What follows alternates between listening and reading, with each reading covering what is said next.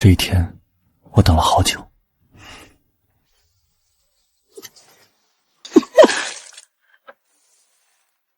草席一裹，扔去乱葬岗。姨母，为什么？石君堂，你当真愚蠢的可怜。当然是为了你的嫁妆，不然谁愿意娶你这个母老虎？当年你娘抢走了我的男人，如今还想嫁给我的儿子。是你，原来是你害了我娘。是又怎么样？还走！真晦气，大晚上的来这地方。快走快走！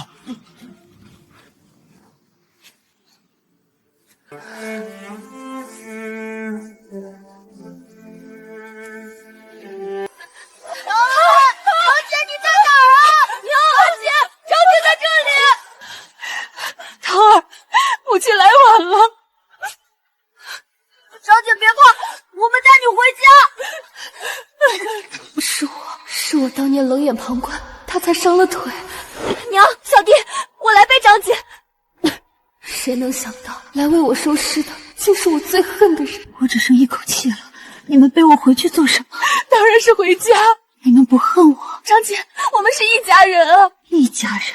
我这般待他们，他们竟然拿我当家人。若有来世，我绝不能再这么蠢了。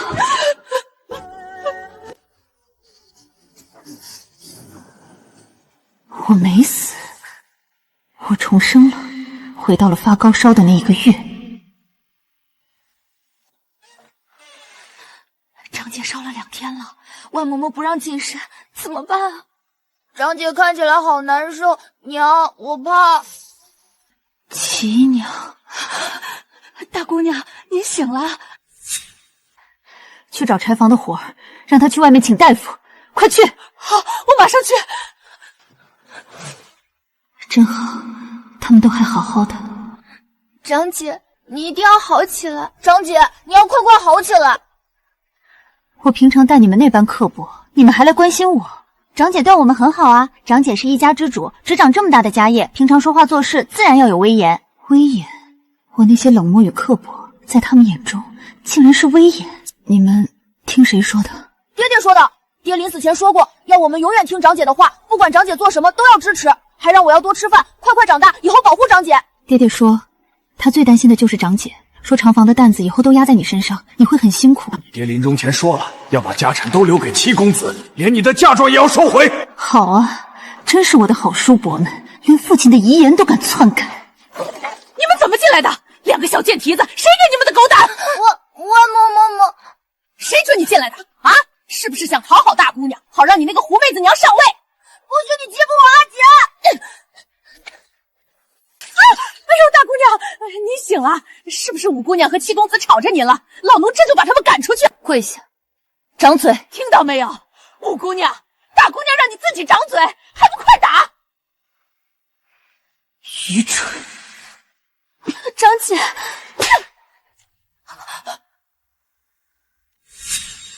大姑娘，你为何打老奴？老奴自您养宝时就伺候您，对您忠心耿耿啊！我平常是不待见五妹妹，但她姓石，是石家长房的嫡女，不是你一个奴才能作践的。跪下，自掌20，不要让我说第2次。大姑娘，一定是他们说了老奴的坏话，他们这是要理解我们啊！你可千万别信啊！还要我再说第2次吗？是大姑娘吩咐我去请的大夫，你们再敢阻拦，就是违逆主子。你一个烧火的贱婢，也敢对我大呼小叫？信不信我现在就让人把你乱棍打出石家？我只听大姑娘一人的命令行事。让开！都是死人吗？还不把这贱婢给我捆了，扔出角门！谁敢动她？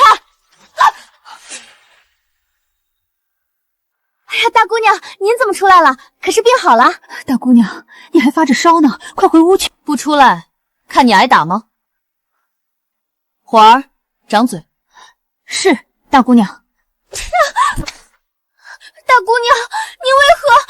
从这一刻起，火儿身为我的贴身侍女。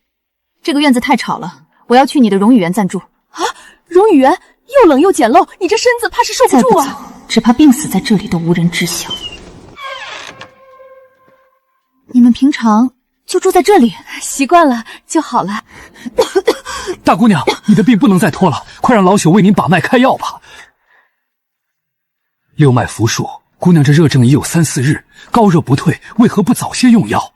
火儿，去把今日我喝剩下的药渣取来。是。大夫，这是今日喝的草药，请帮我看一看对症吗？这只是普通的汤药，虽对身体无害，但压根不对症啊！哪个庸医开的药？简直胡来！这些都是族中士医开的药，怎么可能不对劲了？许是老朽看错了，夫人说的是，能差使得动族中士医篡改我的药方，除了2房和3房，不会有别人了。确实是庸医，有劳大夫重新为我开方，再麻烦您的药童亲自送药过来。这是治热症的方子，姑娘先吃3日看看，3日之后我再来看看情况。多谢大夫。那老鼠就先告退了。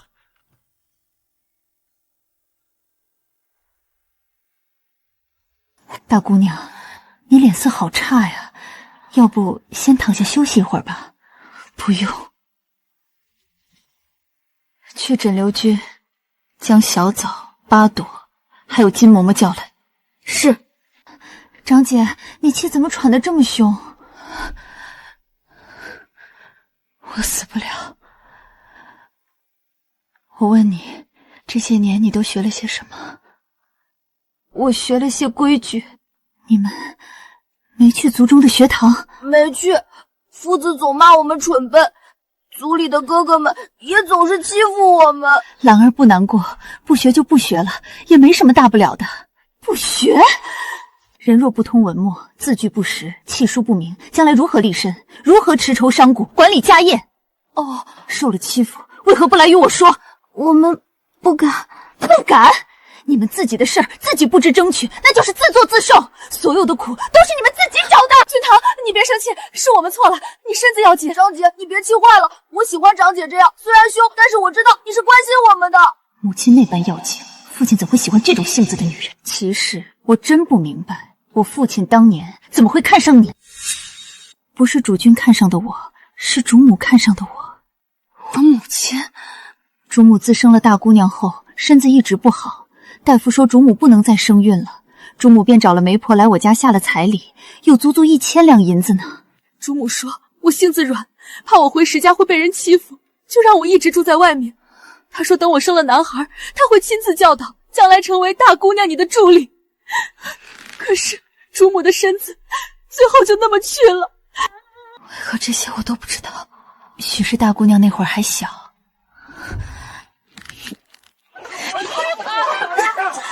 大姑娘，2房、3房的2位夫人过来了，来得可真快。其实我现在没精力应付他们，若让你去拦，你可拦得住？我用这个，我一定能拦住他们。这般力气，一看就知道是穷途末路之举，反倒让人看清了。2夫人、3夫人，你们大晚上的来到我们厂房夫人园子里来做什么？是金嬷嬷，她到了。记住，不管外面发生什么事，你们都不许出去。君堂，长姐你怎么了？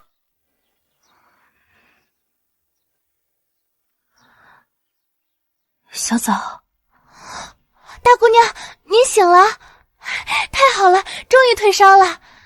昨晚的事如何了？姑娘放心，金嬷嬷一到，2房、3房半点好处都没讨到。对了，万嬷嬷和春晓还在外面跪着呢。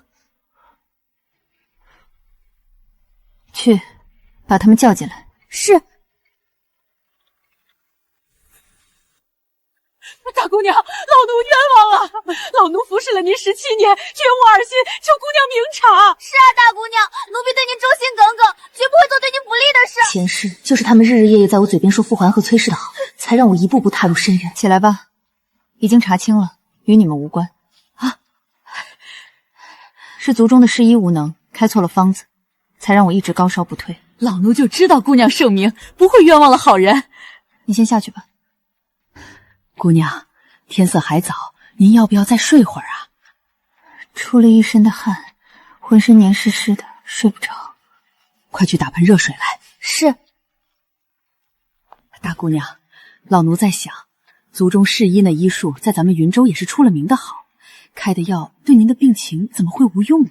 是啊，我也纳闷，万氏是母亲陪嫁嬷嬷，这样一个老人是何时开始背叛的？一定是2房3房搞的鬼，他们一直不满姑娘把持着族中产业，这就开始狗咬狗了吗？万嬷嬷，你以前可是说过，二叔三叔他们将我视为亲生女儿一般疼爱着，他们又怎么可能害我？是老奴眼下才会这么觉得，现在越想越是不对劲儿。大姑娘，您想啊，若您的身子出了点差池，最为得利的人是谁？还不是2房3房的人啊！说的是，起来吧。老奴也是斗胆这么一猜，大姑娘知人知面不知心呐。那你说，我一孤女在这样的大族中能依靠谁呢？老奴觉得姑娘唯一能靠得住的人就是傅姨母崔氏了。崔玉珍，那个害死我父母、毒杀我性命的女人。傅姨母与夫人情同姐妹，又是看着您长大的，视您如己出。姑娘能依靠的人，除了傅姨母，还能有谁呢？姑娘，骑士知道姑娘醒了，想来看你，在外候着呢。这骑士倒是会找准时机献殷勤，也是奇怪了，世一的事儿，他又是怎么知道的呢？连你都能猜到的事，他见我的烧3、4天没退下，说不定也猜到了怎么回事。姑娘说的是。告诉骑士，我身子已经大好，让骑士回去吧。你们也下去休息吧。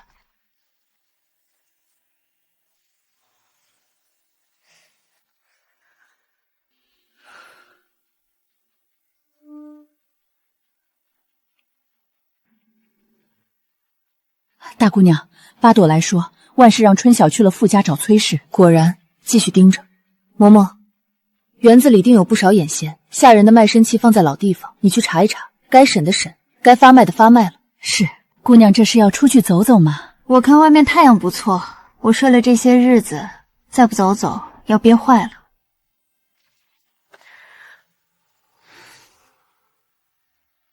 大姑娘安好。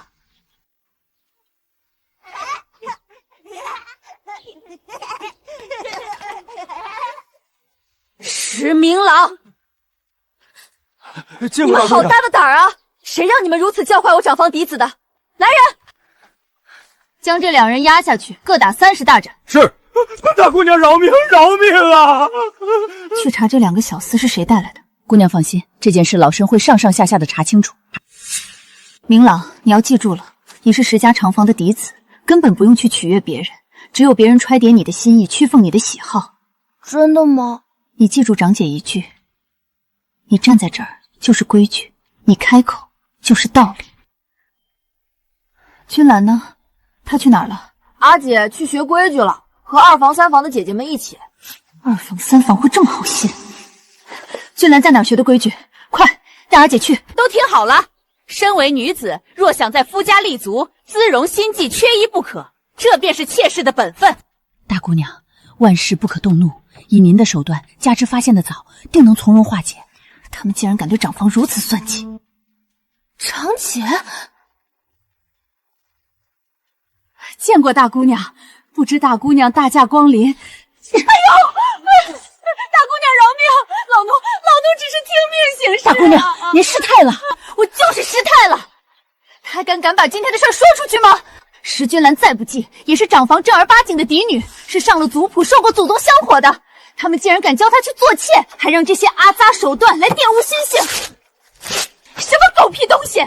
小枣，去把2房3房的嫡女都给我叫来，让他们也来听听这位嬷嬷的训示，学学怎么做妾。等一下，还傻愣着做什么？都退下！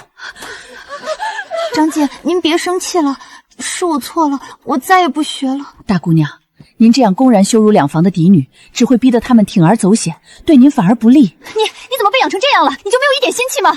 你母亲早已被抬为了继父，虽不是原配，也是正妻，你怎么能那么没骨气？娘说，身为女子，多条出路总是好的。是因为我前世的苛待和漠视吗？石君兰，你听好了，以前是我糊涂，我的漠视纵得族亲轻慢，下人作践你们，是我的过错。从今日起，我保证绝不会再发生这样的事。但你记着，你是长房的嫡次女，便该有嫡女的气度和傲骨。我听姐姐的。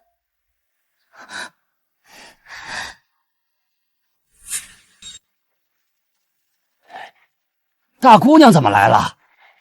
大姐姐安好。明郎，与长姐说说，这里哪些人欺负过你？今日长姐为你讨回公道，那些欺负过你的人将永远踏不进帝华堂的门槛。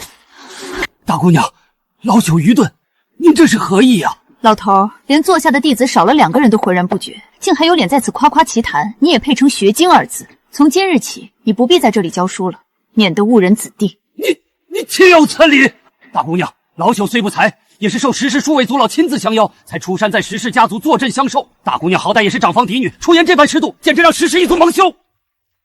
大姑娘，大姑娘，放心吧，嬷嬷，我自有分寸。这笔账只是个开始。岂有此理！我们在这里等了足足1炷香，他人呢？眼中到底还有没有我们这些长辈？听说他连发了几天的烧，昨晚我和3弟妹去看他，都被丫鬟拦在外面，排场可大了。真是越来越目无尊长，还不是你们惯的。大哥大嫂去后，家业本是2房3房共管，如今全落在那丫头手里，礼数规矩尽数全无。家业之事不劳三使华念，我高热出狱，病体未捐，来迟见谅。这不是大嫂以前请来的管教嬷嬷金氏吗？她怎么回来了？君堂，你虽是长房当家，我们平日容你管着生意，由你折腾，可你这手也伸得太长了。放学宫是我与你三叔还有几位一同请来的，你凭什么大闹族学，还要将他赶出府去？就是，堂堂石家嫡女，竟在书斋里撒泼，成何体统？这要是传了出去，外人只会笑话我们石家没规矩，连累的你几个堂妹都抬不起头。侄女也是现在才知道，原来我们石家还有规矩啊。你这话什么意思？我们石氏乃云州第1望族，300余年十里传家，底蕴深厚，怎么就没规矩了？把人都带上来。娘，大姐姐欺负我们！娘，大姐姐要打我！石君堂，你这是做什么？真是反了天了！石君堂，你对泽儿做了什么？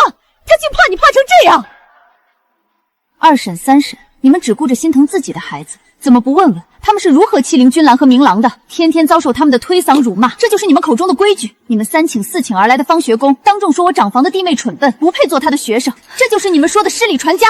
这不可能，孩子们顽劣，学究严厉些罢了，绝不至此。可能，这是6人的口供，都画了押，连同伺候他们的下人们白纸黑字的证词都在这儿了。什么？你竟然对几个孩子用这种审问犯人的招数，你疯了不成？疯了。二叔要不要仔细看看，这上面记着石君庭、石明轩人是如何欺辱我弟妹的？这些一桩桩一件件可记着呢。这不过是孩子之间的玩闹，孩子间的玩闹。好啊，让石君庭、石明轩则也享受一下这些玩闹，你们愿意不愿意啊？你敢？我有什么不敢的？今日我既然敢让他们画押，就是要把这些事全都摊到明面上，我定要为我的弟妹讨回一个公道。现在选择权在你们手上，要么2房3房立刻给我一个说法，要么就按他们对待明鸾和君兰的法子加倍奉还。我们可是你的叔叔婶婶，你竟敢这么跟我们说话！侄女自是不敢。若2叔3叔觉得这点小事不劳烦长辈们费心，那也简单，就把这几位弟妹交给我，由我们这些平辈自己来解决，如何？我是绝不可能把婷儿和萱儿交给你的，你休想对他们做什么！我也不会把泽儿交给你。石君堂，你别拐弯抹角了，说吧，你到底想怎么样？即刻将方学宫逐出石府，不准再踏入一步。石君庭、石明轩、石明泽3人关进祖宗祠堂思过3日，每日仅许1餐粗食。思过之后，向君兰和石郎当面道歉。我会请族中长辈亲自监督。我不同意！婷儿和轩宇才多大，怎么受得了在祠堂关3日？一天还只吃1顿饭，你想饿死他们吗？君堂，凡事留一线，若是我们不同意呢？那我会闹得人尽皆知，请族老们按族规办事。石君堂，你当真要如此绝情？我绝情？分明是2叔3叔自个儿纵容子女惹的祸事，可别乱安罪名。这还得要问问2叔3叔，让长房嫡女君兰去学窃训是谁的主意？不过是被欺负后讨回公道罢了。受尽委屈的人何来满意一说？往后教导孩子，还请2叔3叔对得起失礼传家这4个字。侄女连日高烧，又处理了这等龌龊事，实在倦得很，先行告退。我的婷儿和萱儿啊，那地方阴冷潮湿，他们怎么受得住啊？二哥，你也真够狠心！闭嘴！二哥是为大局考虑，你和二嫂赶紧去跟傅家的崔夫人碰个面，她不是想让君耀做她家的儿媳妇吗？叫她快来提亲。对，把这祸害嫁出去，到时族人也不会看着长坟家业被她带去婆家，我看她还怎么嚣张。对了，那世一关在柴房审问，她靠得住吗？放心，她不敢乱说话。石君堂才20周岁，做生意尚可，审问断案，她还差得远。兰儿，你们在看什么？娘，我们在等长姐，长姐去替我们讨公道。我们是不是做错了，会连累长姐吗？那些长辈好凶，长姐一个人会不会被欺负？我们该跟着去护着长姐。你们糊涂啊！忘了你们父亲临死前的嘱咐吗？在大姑娘没有将全部产业握在手里前，要我们谨言慎行，凡事忍让3分。你们这是忍让3分吗？长姐，刀都架到脖子上了还要后退，这不是忍，是懦弱无能。大姑娘，他们没有为难你吧？没有，我很好。主犯石君庭、石明轩、石明泽已经去祠堂面壁3日了，3日后会亲自向君兰和明良道歉。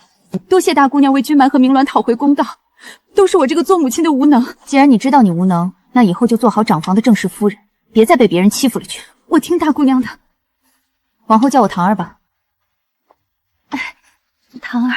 姑娘，那2个随侍的身份已经查明，是相孤园的，被2房的石明成赎了身，送给七公子做随侍的。好恶毒的心思！2房3房这般处心积虑，完全没把姑娘您放在眼里。七公子这么小，他们为何现在就急着动手？这背后怕是有什么大阴谋。当时我只以为是错觉。姑娘，手足情深，到底抵不过钱财的诱惑。既然如此，那便亲兄弟明算账，各凭本事吧。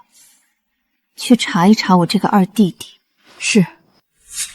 大姑娘，老奴真的不知道那些侍医竟敢对我们长房怠慢至此。要是知道，老奴拼了这条老命也会去外面请大夫来给您诊治。是啊，大姑娘，您的药，奴婢向来都是亲力亲为，绝不敢假手于人。奴婢对大姑娘您绝无二心。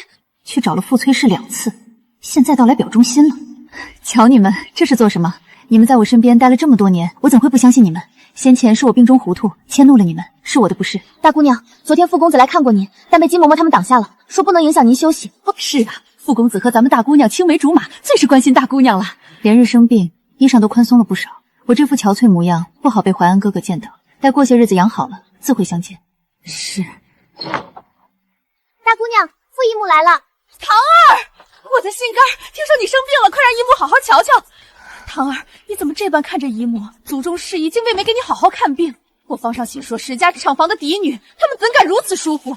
瞧瞧我可怜的堂儿，都瘦了1圈了。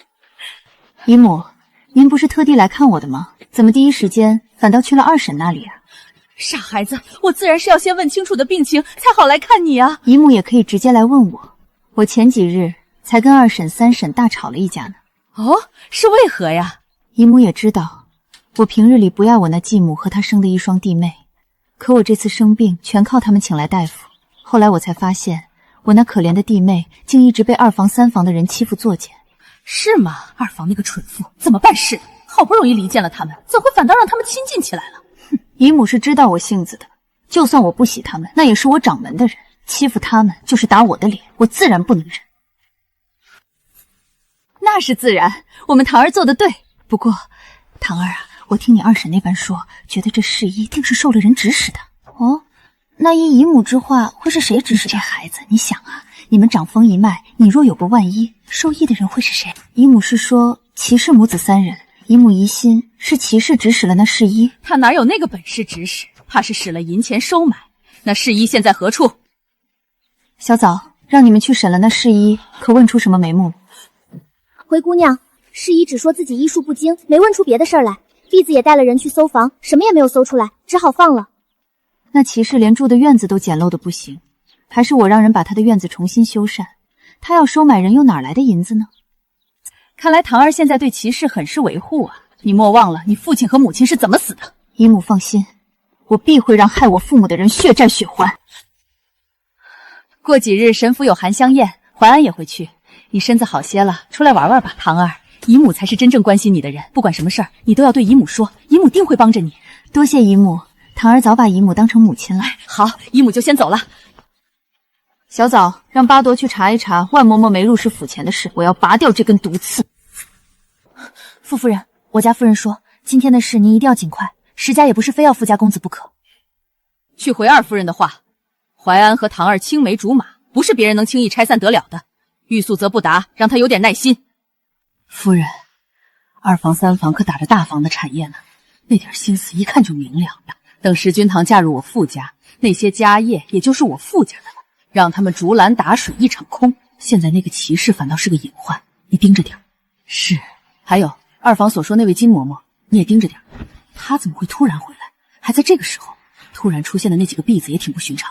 奴婢会的。还得是金嬷嬷，这才3天而已，姑娘和小公子挺像样了。原来大姑娘心里是在意夫人和五姑娘、小公子的，夫人真该早早将这些事都来告诉您。火儿，多嘴。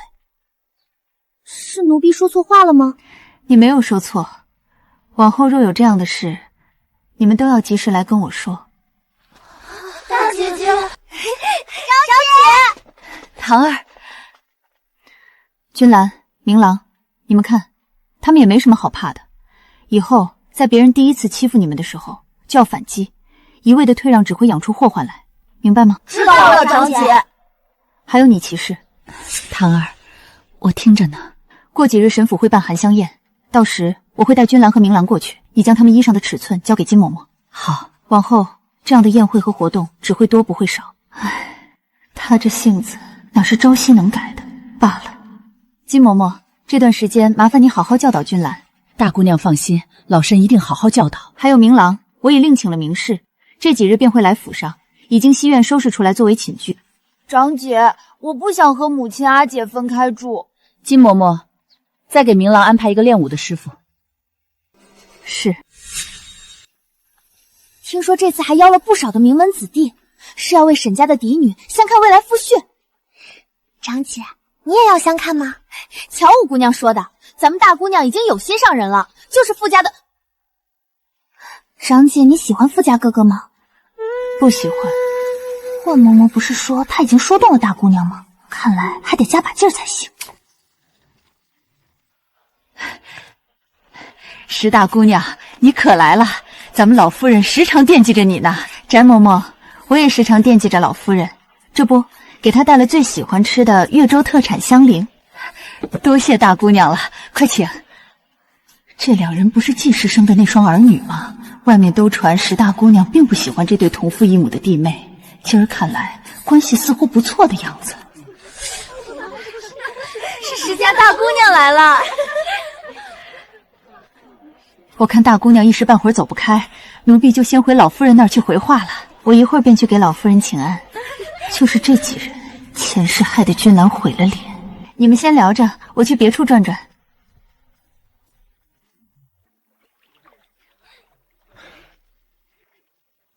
唐妹妹，大姑娘，是淮安公子。这位公子请自重。哪儿来的小丫头？你知道我是谁吗？我是傅淮安。不认识。唐妹妹，你不跟这个新来的婢子解释一下？娘，你读的也太早，好歹等我洞完房啊！儿啊，你若跟他洞房了，柴家那位会饶过你？他又不知道。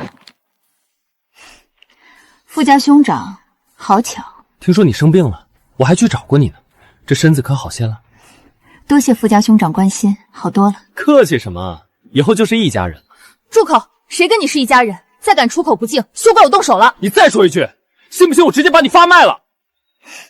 上世我真是瞎了眼，竟让傅家人如此自以为是。长姐，傅家兄长这话是什么意思？没什么，不过只是觉得郎弟精神了许多。沈老夫人来了，走吧，我带你们去拜见沈老夫人。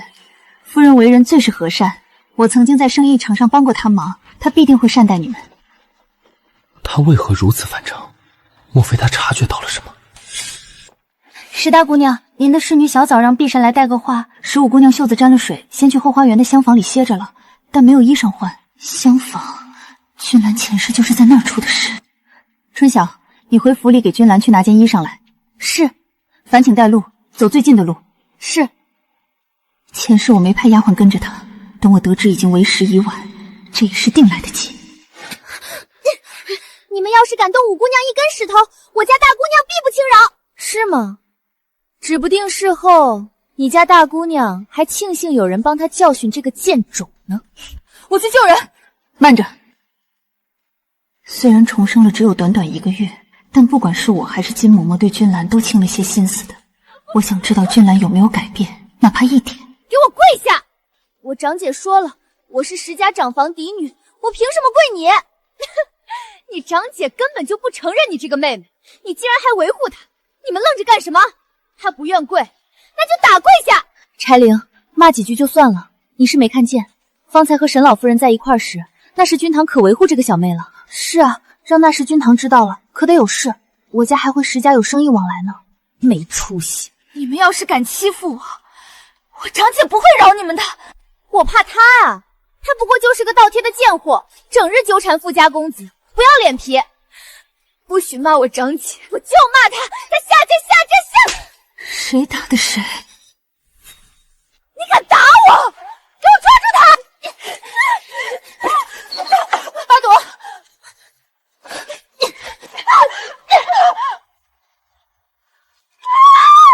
我的手！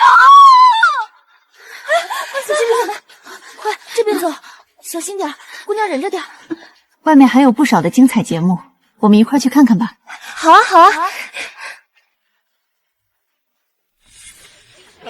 不用愧疚，如果不是巴朵拉了你一把，烫伤的就是你的脸。他们怎么能像没事人一般呢？这些人太叫人寒心了，受伤的又不是他们当然没什么事儿。可这事儿分明他们也参与了呀。兰儿，你要把你以前所学的礼义廉耻都丢一旁，无人能护你一世。你身为嫡女，必须学会何时该进，何时该退。15姑娘，一起玩投壶吧。你们玩得尽兴，我去寻寻明郎。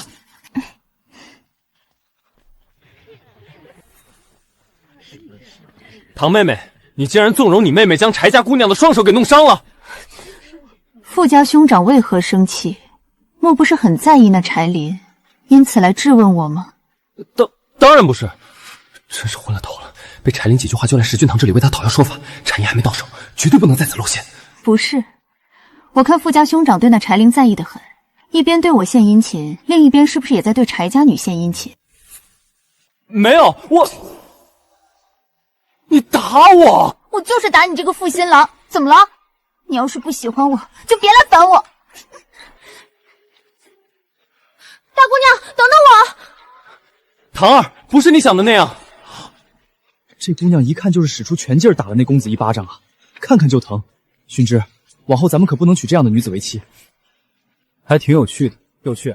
哪有趣了？我还是喜欢像沈大姑娘那样温婉的女子。你这家伙也不知道在沈大姑娘面前好好表现表现，好歹给人留个印象啊。她还不够格。大姑娘，二爷和三爷在偏厅已经等候多时了，脸色很不好。好你个石君堂，竟然还瞒着我们买了私宅！如果不是我们派人查了，可都要被你蒙在鼓里啊！石君堂，你怎么能做出这种事来？侄女见过二叔、二婶、三叔、三婶，少来这些虚礼！问你话呢，二婶，请问你石君堂，你少来这一套！我们已经知道诊疗局的存在了，你隐藏的够深啊！前几年我们还在想是谁不声不响买了那么大的诊疗局，原来是你的。哦。原来你们说的是诊疗居啊，是我的，怎么了？怎么了？你是石家的女儿，这样的产业为何不报给我们？那是我的嫁妆买的私产，为什么要报给你们？嫁妆？不可能！你的嫁妆我们都清楚得很，定是从长房的账户里拿的银子买的。既是长房的银子买的，关你们什么事？怎么不关我们的事儿？你们长房不少的铺子，还是你二叔三叔在打理的。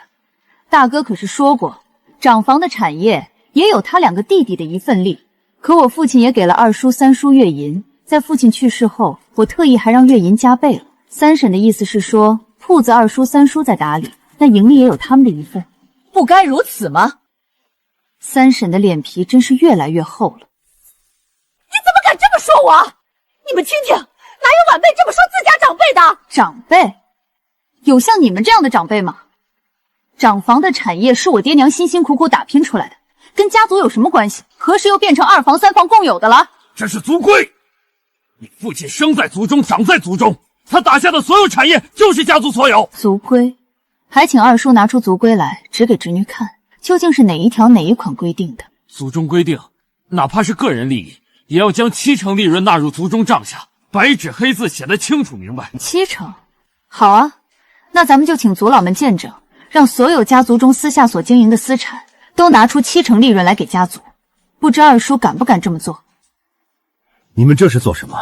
都是一家人，至亲血脉，骨肉相连，何必闹得这么僵呢？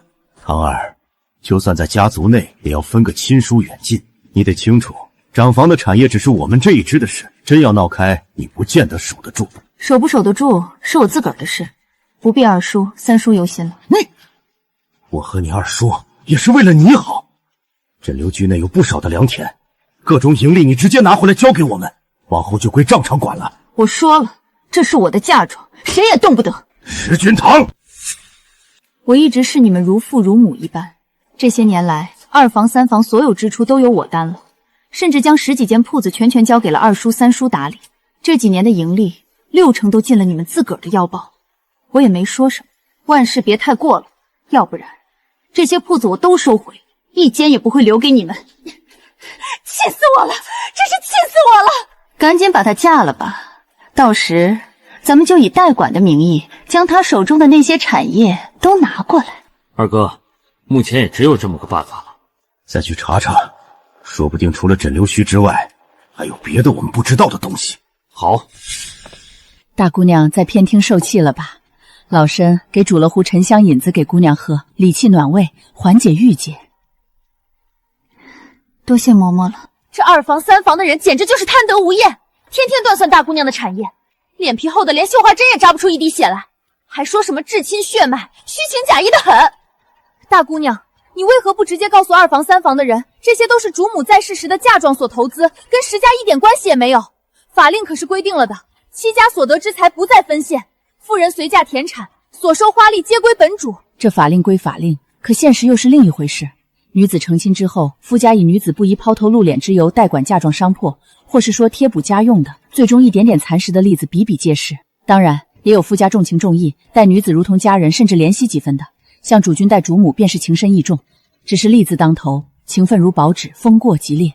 为了自保，我们自个儿得多留些心眼儿，既要有防人之志，又得存营善之念，方可周全。听的就累人，想到要天天面对2房3房的这些人的嘴脸，就闹心。虽闹心，但2房3房也是守着我们长房家业的一道天然屏障。就像三叔方才所说，掌门的产业只是我们这一支的事，真闹开，旁支亦会来抢。他们虽然贪我的产业，但也为我防住了族中其他人的觊觎。昨日我让火儿去跟2房那边的婢子喝了盏茶，2房3房如今想着怎么让姑娘快点嫁人呢？真要逼着姑娘嫁人的话，也是件麻烦事。端着我给的饭碗却想砸我的锅，明日我就让他们知道这个家究竟谁才是主。姑娘可有对策？明日我们一起去探望一下三叔公。三叔公家的堂兄从小与我一同长大，情分自是不同寻常。前世我既能大方地将半数产业交给2堂弟，自然也能交给旁支的堂兄。到时看2房3房的人还敢不敢让我嫁人。大姑娘，二公子回来了，在偏厅等着呢。我还没去寻他，他倒自己找上门来了。糖糖，听说你前段时间生病了，快让我看看，气色还好。石明成，即便我只早你1日出生，我也是你名正言顺的堂姐，日后见面需唤我堂姐。这总当姐姐的多累啊，当一下妹妹，跟哥哥还能撒撒娇。你别总端着你嫡女的架子，来，我给你带了一箱子的小玩意儿，都是你喜欢的。虽然你刚从外地回来，但家里的事你应该也知道了吧？知道了又如何？难不成你现在才知道？这是发生什么事了，让你愿意面对这个问题了？以往你不是装出不知道，一直维持表面的亲情。装，原来他早就知道，前世只有我一个人是傻子。1个月不见，糖糖有些长大了。那你呢？你是不是也觊觎着我的产业？银子谁不喜欢啊？但我会凭我的能力去得到，而不是像父亲母亲那般，只盯着你手中的那点盈利。哼，你有这能力吗？怎么，在你心目中，我是那种纨绔子弟？当然不是。你若是纨绔子弟，也不会11岁便考中了。我更不会在出嫁那日将一半家业交由他来打理。听说齐氏给你找了外面的大夫，你这烧才退下。史明成，从今日开始，我不会让任何人伤害骑士和君兰明郎。若让我知道谁在打他们的主意，绝不轻饶。这是在敲打我吗？听说你把我送给明郎的那2个小厮给打得半死，丢出了府。你若在，我连你一并打个半死，丢出府。哼，那2个小厮本就不是为了石明郎主，你发现的也太晚了。石勇，公子有何吩咐？那俩小厮的伤好的也差不多了吧？让他们去做该做的事。是。三叔公，费心了。叔公，我今天来此是想请明辉堂兄去趟禹州南明县，对账的日子到了，我一时挺忙走不开，还麻烦堂兄替我去。这事儿不是一向二房三房的人在做吗？从来不让旁人参与。是我们长房的事，三叔公和三叔娘也是知道了。我二叔三叔对我如此不上心，我怎敢还指望他们？君堂妹妹，我性子向来木讷，亦不善言辞，怕是做不好你交代的事。这是我在8岁的时候堂兄所赠，刀刀入木3分，纤毫毕现。我信你，堂哥做事认真仔细，哪怕一个细节也反复琢磨，且心若赤子，不尚虚言。这般信心，我相信堂哥一定能帮我对好账。我定尽力而为。多谢堂兄了。大姑娘，二房三房很快会得到消息，婢子已经能想到他们气得跳脚的模样了。爹娘的死因我一定要查清，除了崔氏，有没有二房三房的手脚？往后要多留个心眼，防人之心不可无。是。大姑娘，崔姨母来了。二房三房的人还没来跟他闹，崔氏反倒先来了。不用说，肯定是春晓和万嬷嬷通的气。堂儿，姨母就是来看看你。哟，这段时间养得不错，瞧这小脸滋润的。近日堂儿顺风顺水，心情舒畅了，自然身体也好。倒是姨母这脸色看起来不太好，可是夜间少眠。听说你和淮安闹别扭了，淮安昨日来给你赔个不是，可没想被赶了出来。堂儿，你还在生气呢？他和柴家姑娘真没什么事儿。姨母，说到柴家姑娘，可真是解气。她竟然想害我妹妹，自食其果，伤了双手。以后娶她的人可得天天面对她那一双可怖的手了，也够倒霉的。倒霉？岂不是在说我儿子？我的东西谁也抢不走，是不是啊，姨母？那是。对了，入冬也有些时日了，石家在外的那些铺子也是到了绝账的时候。先前姨母跟你提过，让你淮安哥哥帮你分担一些。你和淮安从小一块长大，交给他，你可以放心。不劳姨母挂心了，我已经让我三叔公家的堂哥帮我去对账了。不行！姨母，您为何这般生气啊？我这不是担心你吗？怕你被人骗了。姨母放心，明辉堂哥是可靠的人。那要不让你淮安哥一同去，也好盯着他些。这很不妥，会让三叔公对我有看法。那你也交给他一些对账任务。姨母，实在是没有别的伙计了。姨母，我虽与二叔三叔吵了架，可总归是至亲，就不劳烦淮安哥哥了。我和你淮安哥的为人你都是知道的，比你二叔三叔可靠。可我二婶三婶说，姨母毕竟不是母亲的亲妹妹。他们竟然这么说！这么快就沉不住气了，我还以为你心思深沉。他们这是理解你我的感情，你别信他们的。姨母把你当成亲生女儿一般疼爱，自你父母离世后，嘘寒问暖从来不停。所以我前世死得那么惨。堂儿啊，你还小，人心的险恶不知道。那二房三房虽是你的至亲，可心里惦记着你的家产呢。要不这样吧，你那些大铺子让你淮安哥哥帮你打理，这样就能与二房三房的一块对抗了。这事儿我得跟二叔三叔商量一下。商量什么啊？那是你的家产，跟他们有什么关系？姨母，我若让淮安哥哥来打理产业，族里人定不会同意。为了家族和睦，我也不能这么做。你怎么这般软弱？家和万事兴啊！石君堂何时这般识大体了？二房三家的人在背后到底教唆了他什么？堂儿，你听不听姨母的话？姨母，二婶三婶也这样问过我，我选不出来。你简直你糊涂啊！姨母，人活着难得糊涂。我走了，改日姨母再来看你。堂儿送送姨母。不必。大姑娘，婢子往后可得跟您学一学这气死人不偿命的本事。这本事学了去，以后可没人敢娶你了。没人要就没人要，大不了一辈子跟随姑娘，姑娘去哪儿我去哪儿。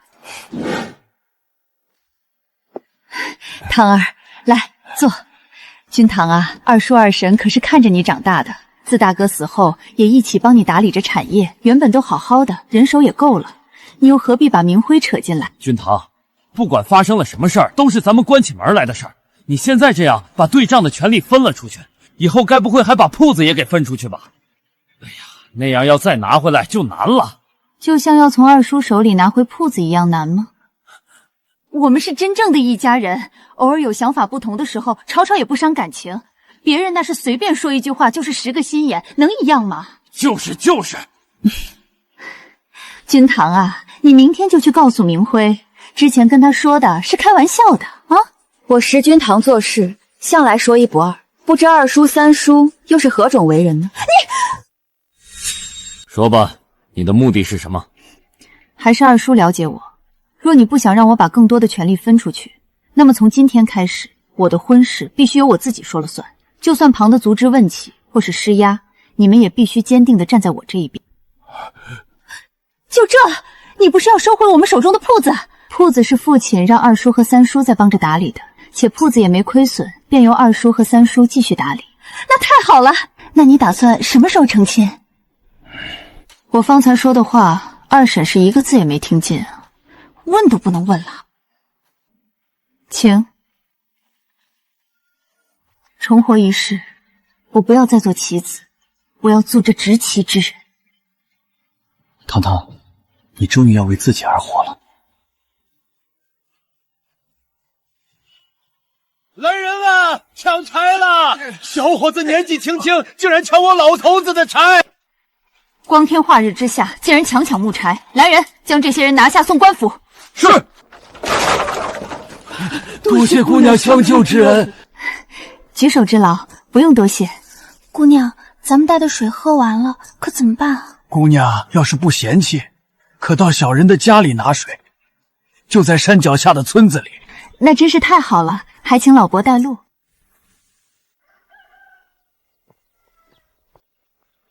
石大姑娘，您怎么来了？刚刚在山上有2个猎户抢我们的柴，多亏大姑娘相救。爹，他们确定是来抢柴吗？不是抢银子或是别的？当今世道太平，我也觉得奇怪。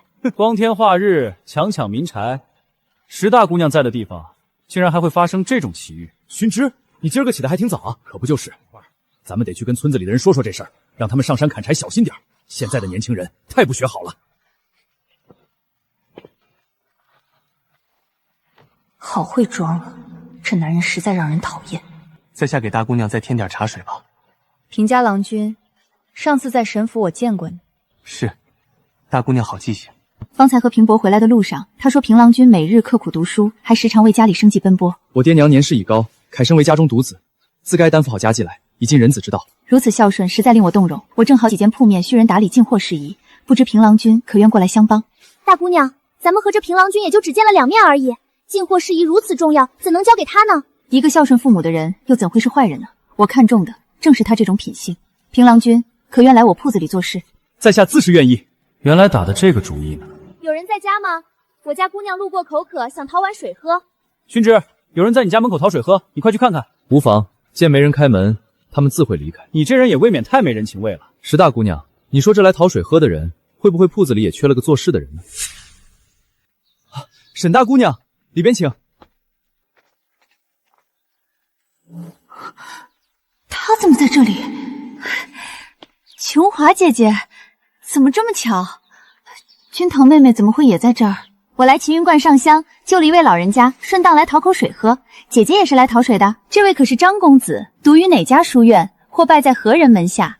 这气度涵养，倒像是自幼浸润在书香墨韵里的公子。装的。我自幼长在京都，不知张家在哪家大户人家做事。沈大姑娘对我很感兴趣。当然不是，随口一问而已。哼，既非真心相问，那便不必作答了。沈大姑娘莫怪，她就这性子。张家在京都的青燕王府做事，她每年都要去住上几个月，书没读多少，倒是惯了这一身的毛病。沈琼华这般高傲的重生者，竟对这姓张的如此上心。看来这京中王府的水深得很啊。青燕王府的下人，难怪我查不到他。我竟在一个奴才的儿子身上费这么多心思，真是荒谬。平兄在家吗？沈大姑娘，你怎么在这儿？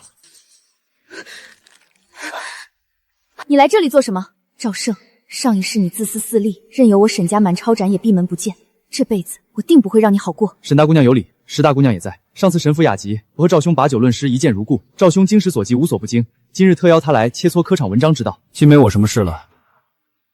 走人。熏之，你不听听吗？困了。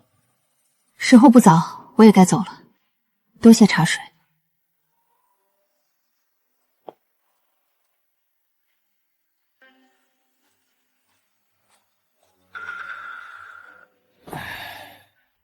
父母在王府为奴为婢，倒把儿子娇惯得比主子还尊贵。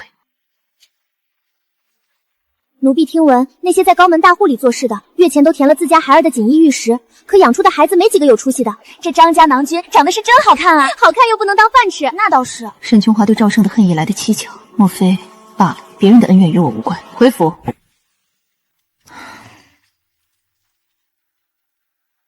大姑娘，石康来了，让他进来。大姑娘，属下查明，万嬷嬷和春晓进府前，确实被傅崔氏买下。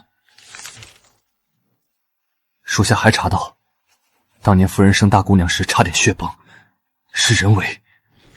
傅崔氏，母亲受他欺骗多年，竟险些命丧他手，我真恨不得现在就提刀去捅死他！把当年涉事的人全都给我监视起来，我要一点点扒了他的皮。是。另外，关于12公子和傅怀安，属下到了一件令人发指的事。大姑娘可听说过翰林风月？你是说那些文人雅趣吗？有些士大夫会故意捎罗一些优秀的少年养在身边，给那些当官的培养门生或者接班人。这跟石明成有什么关系？12公子和傅怀安将相木阁的人扮成小厮，安置在明郎公子身边。明郎公子正是他们的目标。石明成、傅怀安，你们好大的胆子，竟敢盯上我们长房嫡子！半个月后京都来收人，他们定会想方设法的带走明郎。大姑娘放心，属下寸步不离守着小公爷。不，最高明的手段是让明郎心甘情愿的跟着走。石康，盯死傅怀安和石明成。是。八朵，被赶出去的那2个小厮，派人死死盯住，我要让他们有来无回。这字练的像鬼画符似的，急不得，急不得！小公子几天的时间能练成这样，已经很不错了。希望如此吧。这上面的花儿绣的真是好看，这些都不是我擅长的，君兰却喜欢的紧。大姑娘，那名叫穗儿的小厮果然偷偷进了府里，已经和小公子见面了。穗儿姐姐，你下次还来看我好不好？嘘，小公子快回去，我改日再来。大姑娘，人走了，您怎么不告诉小公子那是坏人啊？他才9岁，7岁时便由这2个小子陪着，每天吃喝玩乐，日子最是愉快。2年下来，感情自是不同。想让他看清真相，只有让他亲眼看着他们有多坏。那傅崔氏这些日子定焦急不已，可惜没人理他。婢子这心里也算是有点舒心了。大姑娘，接下来咱们要做什么？接下来就等着他狗急跳墙，2房3房这边得不到回应，他情急之下定会乱了阵脚。那大姑娘可得当心些了，谁知道会使什么龌龊手段呢？大姑娘，顾家的请帖说是2日后要举办梅花宴，请各家带上家眷赏宴。大姑娘，傅崔氏来了。堂儿啊，姨母知道你不爱宴席，但顾家的梅花宴，你既然看中弟弟妹妹，也该带他们去见见世面，不是？姨母说的是，为了弟妹，我自当赴宴。真的？哎呦，那太好了！倒是姨母和怀安哥哥也会同去吧？这是当然。这就狗急跳墙了，2房3房不理他，他便想在梅花宴上对明瑶动手。金嬷嬷，准备收网。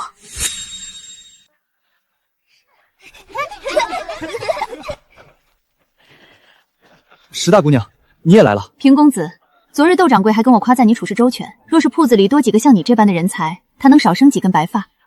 窦掌柜过奖了。去拿个越窑的青瓷火炉放凉亭里，我要煮酒，炭要银骨炭，壶要龙泉青瓷，再配20年的黄酒。公子，这不可怠慢了石家大姑娘。是。张轩，本姑娘何时要煮酒了？石大姑娘总不会还跟我计较这种小事吧？照你这么说，你借我的名头招摇撞骗，我若生气还是我的错。我倒是没有这样想。石大姑娘息怒，在下替勋之赔礼了。哼，看在平公子的面子上，我不计较。张轩，你真丢平公子的脸。习惯就好。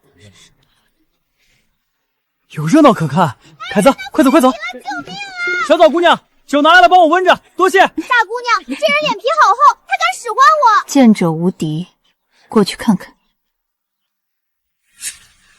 小女子正在采摘梅花，不想这位公子突然过来抱住小女子，小女子不停挣扎，好不容易挣脱了他。小女子虽是女劣，可也是好人家的女儿，这让我怎么活？我没有，不是这样的，是这个姑娘突然扑了过来撕自己的衣裳。好好的一个姑娘家，扑你做什么？一看就是喝了几盏酒，借酒劲儿调戏女子呢。又不是什么新鲜事儿，一个女劣而已，干脆纳入房中得了。她好像是明德书院的赵胜。大姑娘，明德书院怎么了？大家神情奇奇怪怪的。明德书院立规森严，治学宗旨是修身明理，德行至上。凡诸生有亏德想者，直接消极除名，永不得再入书院门墙，且名字会立在书院中的尺柱之上。那这位赵公子的仕途就毁了。真是人不可貌相啊！赵公子一脸清正的模样，谁能想也是个色批。这也太离谱了，这件事上一世压根没有发生啊！这里面肯定有误会。赵兄为人端方正直，堪称君子典范，不可能做出这种轻浮孟浪之举，肯定有隐情，你们莫要冤枉了好人。小枣，你去跟着那个乐女。是。大姑娘，你去哪儿？咱们去跟着刚刚趁乱离开的那名侍女，果然是沈琼华搞的鬼。大姑娘，这个时候那穗儿小厮定是去找小公子了，咱们赶紧过去吧。不用，自会有人来提醒我们。上一世石明城的随侍特意来引路，这一世我倒要看看石明城在算计什么。大姑娘，可算找着您了。二公子身体突然不舒服，您快去看一眼吧。身体不适该找大夫，找我有什么用？大姑娘不好了，二公子他晕倒了。大姑娘，您就随小的一块去看看吧。石明城真是和前世一字不差的连环计，非要逼我亲眼去看。好，我成全你，那便去看看。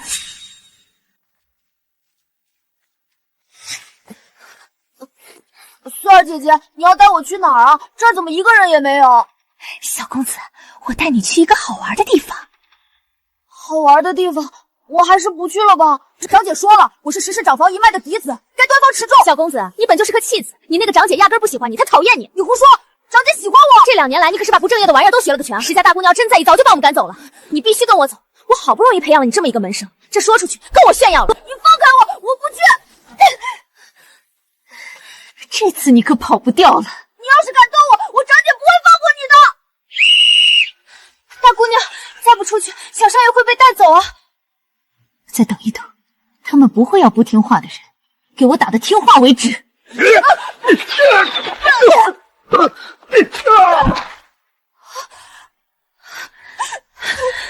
长姐，对不起，都是长姐不好。大姑娘，这些人怎么处理？就地审问。我们什么也不会说。那就打死。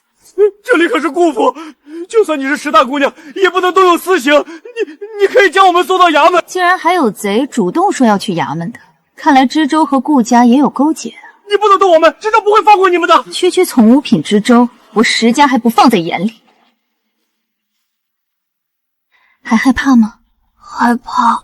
明郎，我们周围有很多坏人，有太多看着对我们好，实际上却包藏祸心的人，你要懂得去分辨。可我不会分辨。你还小，等你长大了就会了。明郎，不管发生什么事，长姐永远是你坚实的后盾。我就知道他们胡说。记住，你是石氏长房嫡子，有挺直腰杆的底气。长房的产业现在是我的，但未来都是你们的，明白吗？明白了，长姐，你要多赚银子，多给我点儿。小花口，走去会会我那晕倒的二堂弟。听说二公子已经被送回府养身子去了。既如此，我们也回府去看看他吧。姑娘，婢子跟着那名女乐，发现她和沈大姑娘的婢女见面了。那女乐是瑶华台的人，他们走时，婢子已经让人跟着。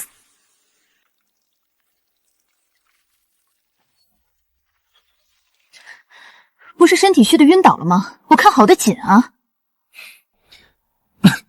确实有些虚弱，刚喝了药，这才好点。唐儿怎么这么早回来了？你心知肚明。石明成，你为何不直接救下明郎，非得引我看见这一幕？我怎么听不懂唐儿在说什么呢？听不懂？少装！是你把那2个人赎出来放在明郎身边的，当真我什么都不知道吗？将人赎出来的不是我，把他们放在明郎身边的人也不是我不过是被人利用而已。利用？你从小聪明，谁能利用得了你啊？谁让你跟他交好呢？交好？是谁？傅怀安？唐儿真聪明。那你就看着他作践明郎。唐儿，那是你的亲弟弟，连你都不重视他，我为何要去重视他？可你重视傅怀安，我自然也就睁只眼闭只眼的被他利用。我现在讨厌傅怀安。当真？当真。那我帮你一起为明郎出口气，如何？石明成，你可真会审时度势啊！只要是唐儿的事，我向来如此。别靠我这么近，就算是堂弟，也该知礼数。当然要看清你为明郎出口气的决心有多大了。你不是要嫁给傅怀安吗？我从没想过嫁给他。从今往后，不管我对齐氏母子3人的态度如何，只要让我知道谁对他们不利，我绝不会放过他。好。大姑娘今天火气可真大呀！或许是她发现了什么。二公子，要是大姑娘当时没想着救长房的小公子，您当真不会插手吗？既然唐儿并不在意骑士母子，我自然不必在意。二公子，都退下吧。石明辉已经到了禹州的南冥，住进了石家的客栈。别让他接近不该去的地方，也别让他看见不该看见的人。二公子，您不去那里看一眼吗？属下知错。成儿，见过母亲。成儿啊，明年的科考，你当真不参加吗？母亲，我当真无意仕途。真不知道他到底在想什么。大姑娘，这是又生谁的气呢？生我自己的。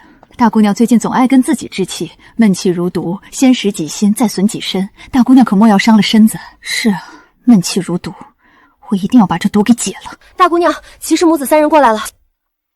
唐儿，多谢你救了明郎，要不然我真不敢想象会发生什么事。君兰、明郎，快给长姐磕头！你这是做什么？你是主母，岂可向晚辈行此大礼，让人笑话。他们也是我的弟弟妹妹，我救他们不应该吗？那不一样。怎么不一样？难道在你心里我不是你的亲人吗？当然是了。主君说过，大姑娘既是女儿也是儿子，是我母子三人一辈子的依靠。那以后就不要动不动跪的，我看着闹心。既然主母来了，中午就留在恒芷院用膳吧。好啊。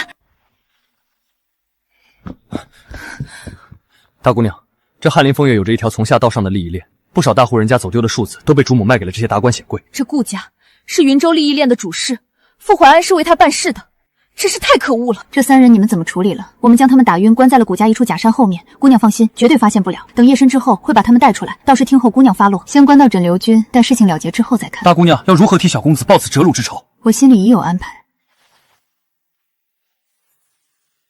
大姑娘，那女烈的事有消息了，她为自己赎了身，傍晚时分便会离开云州去往老家。害了人之后就要离开，真是巧啊！还选在傍晚，这般着急。婢子也怀疑，这事真的是沈家大姑娘手笔的话，她绝对不会放她离开的。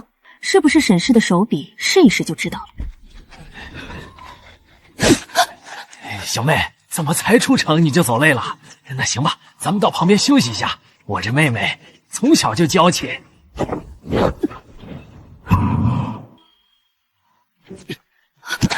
这就是你的下场。若不是我的人替你，你连怎么死的都不知道。以你的身手，佣金差不多200两吧，我给你400两，买你反水。江湖人讲信义，要买我信义，这点钱不够。你要多少？再加50两。阿朵，把银子给他。这里有500两。多谢，要我怎么反水？去告诉雇你的人，人你已经杀干净埋妥了。若是泄露半句，我要你的命！滚！这外头传得越发不堪了。赵家公子名声尽毁，有说书生醉扯罗衣，只为做露水夫妻，什么宁舍功名换佳人垂怜，还有人传书生在女猎裙角题诗，只为博美人一笑。那沈姑娘与赵公子到底有什么深仇大恨？这是要毁了他啊！难道赵公子的人品当真这般差吗？一个堂堂正三品官家的嫡女，为何要如此费尽心机的去诋毁他父亲看中的学子啊？莫不是赵公子真这般差劲？大姑娘，要是赵氏这位赵公子当真是坏的，那咱们岂不是帮了坏人？赵胜能进明德书院，品性就不会太差。我如今广撒网，不过是做个投资。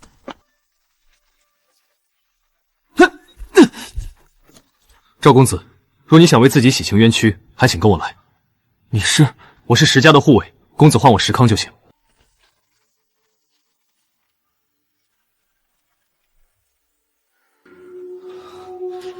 石大姑娘，赵公子，请坐，带女约上来。小女知错了，是沈家大姑娘给了我银子，教我怎么去陷害赵公子的，求公子饶命啊！沈琼华为何要这样对我？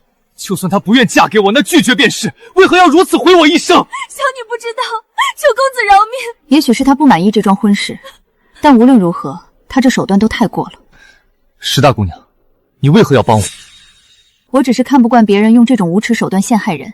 再者，你是平凯的好友，平公子如今在我铺子是做事，我不帮你帮谁？多谢石大姑娘相帮，将此事禀明。这事你打算怎么办？我昨日以书信一封给了明德书院，下午书院戒律堂的人应该能到了。你还惊动了书院？我赵家宗之零落，族中无人可依靠，书院乃天下公会积浊扬名，持正守公，还我清白。这事既然是沈大姑娘所为，你让书院出面，必然会让沈大人难堪。你是沈家的门生，沈大人也就是你的恩师。错便是错，这事关乎我一生清誉，哪怕仕途受损，我也绝不妥协。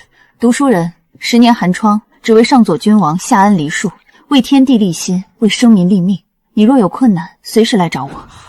多谢石大姑娘。大姑娘若是让沈家知道是我们将这女乐给劫了下来，怕会找事。这事既不会牵连到我，也不会牵连到沈家，但谣言已成，他今后的路不好走。赵公子，我家大姑娘在客栈为您备了房间，您暂且委屈一下。大姑娘的高义，赵生没齿难忘。好恶毒的女人啊！我到底哪里得罪了她？恩师可知道她女儿所为？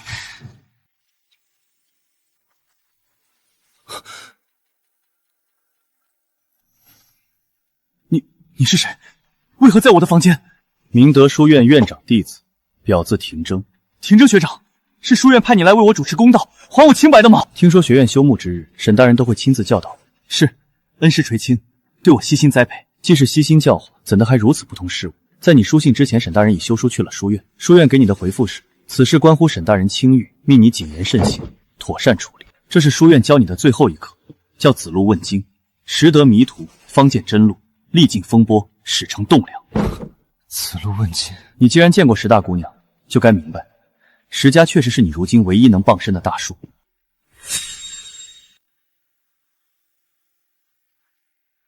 大姑娘，赵公子又回来了。请大姑娘助我，此恩此德，盛当明知肺腑。他日必当结草衔环，生死以报。赵公子快起，你的路还长着呢。我痴心爱慕赵胜，才在梅花宴上设下圈套，假作被其非礼，只为逼他娶我。如今日夜受良心煎熬，特来自首还赵胜清白。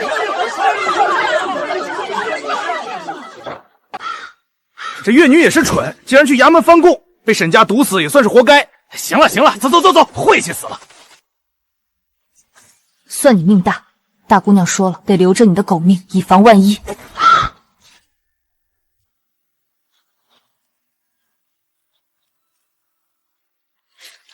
主母，您在天之灵看见了吗？堂儿把君兰和明兰照顾得极好，她是我们这个家真正的顶梁柱啊。长姐，你不跟母亲说点什么吗？不知道说什么，等我真正为母亲报了仇，夺回属于我们的一切，再来跟母亲好好说吧。你每年都会跟我母亲说这么多话。我答应过主父，每年都会告诉她堂儿的成长。谢谢。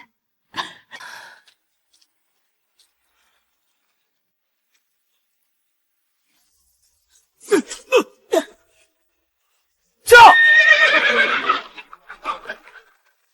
堂儿、君兰、明兰！该死！快将马车追！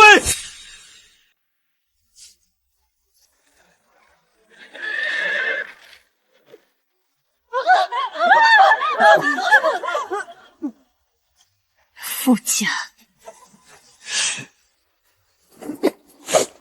找死！你确实是在找死！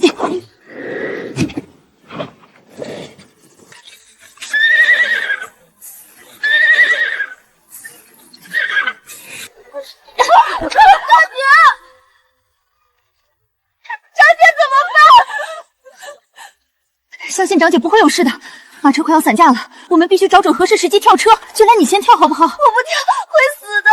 我是男子汉，我先跳。好。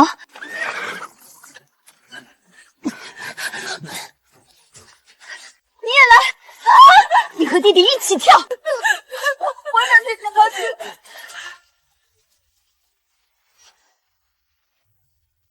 跳！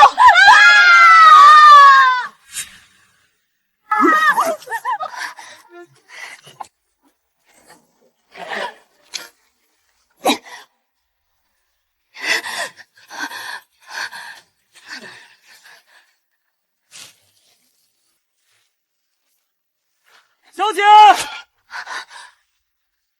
小姐，我在这儿。小姐，属下来迟。张姐，太好了，你没事，快让我看看。张姐，我没事，但是明兰被他们抢走了。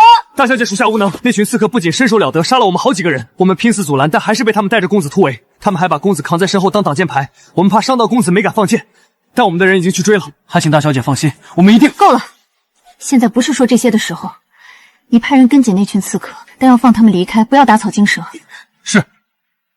张姐，你为什么现在救下他？只会有第3次、第4次这样的袭击。与其日防夜防等他们出击，不如我们主动出手掏了他们老窝。长姐，你要拿明郎做诱饵吗？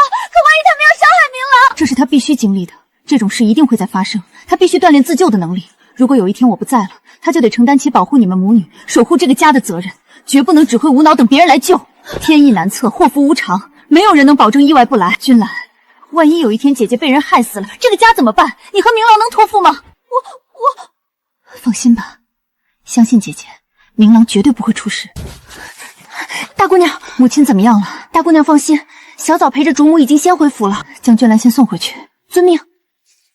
长姐，你一定要小心啊！放心吧，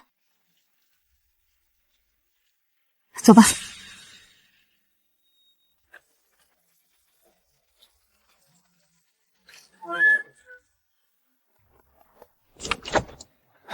大姑娘，都准备好了，帖子会在稍晚送到傅家几位族老手中。好，今日辛苦你了。为大姑娘做事是我分内事。傅怀安呢？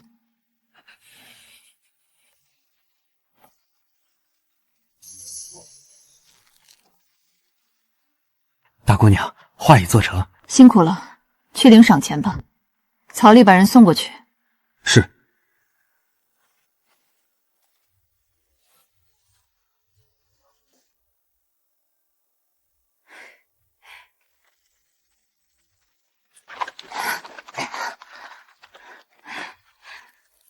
哎呀，堂儿今日这么一穿，活活就是个美男子啊！姨母，这顾家别庄里有什么新鲜事儿吗？非得让我打扮成这模样过来？今日让你开开眼。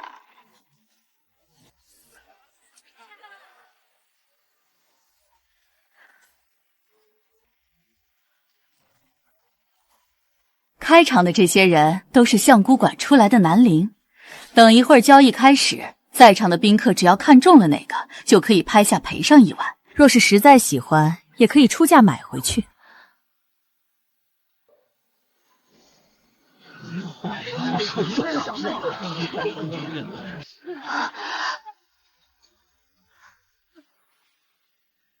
其实这些人大部分早已经内定了，如今拿出来也只是让大家鉴赏一下。对了，堂儿，我听说你那个弟弟被绑架了，这事我已经封锁了消息。姨母是怎么知道的？看来家里有鬼了呀！嗨，是我那侍女去买东西时碰到了你二婶家的侍女，我这才知道的。如今你弟弟被绑架，你也别着急，毕竟着急也不能解决问题呀。是啊，急也没有用。这什么乱七八糟的？现在的人真是什么货色都能拿上来。姨母，你不觉得这人也有些眼熟吗？这种粗鄙不堪、有伤风化之人，我怎么可能认识？时候不早了，咱们走吧。有人啊！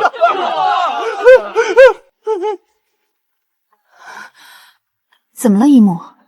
没事儿，这儿连女劣都有，弹的曲儿一点不比姚华德的差。我难得来一趟，姨母，你不如带我走走看。也好，那咱们走吧。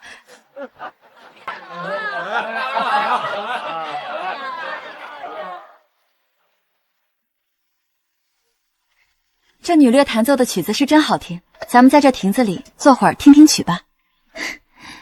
弟弟都被绑架了，还有心思听曲？这时候人应该已经带走了，就是不知道石君堂到时候会是啥表情。姨母，怀安哥哥呢？怀安今晚去忙别的事了。是吗？可我觉得方才那位全身涂满彩绘的男子很眼熟呢，挺像怀安哥哥的。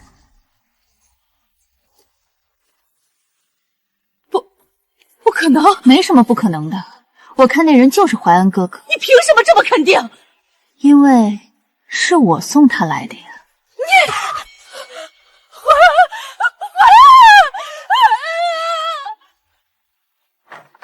怀安，不可能，不可能是怀安。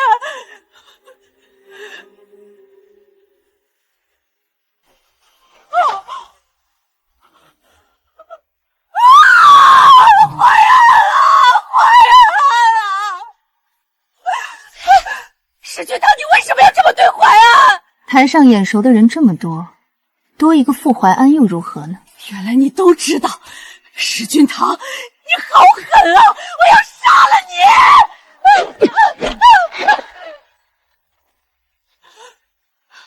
敢于去害人，却没有承担后果的勇气吗？淮安与你从小玩到大，你竟然如此对他！那时明郎是你最讨厌的骑士所生，他夺你母亲宠爱，害死你母亲，气死你父亲，你竟然还帮着他们！我父母的死，当真是骑士害死的吗？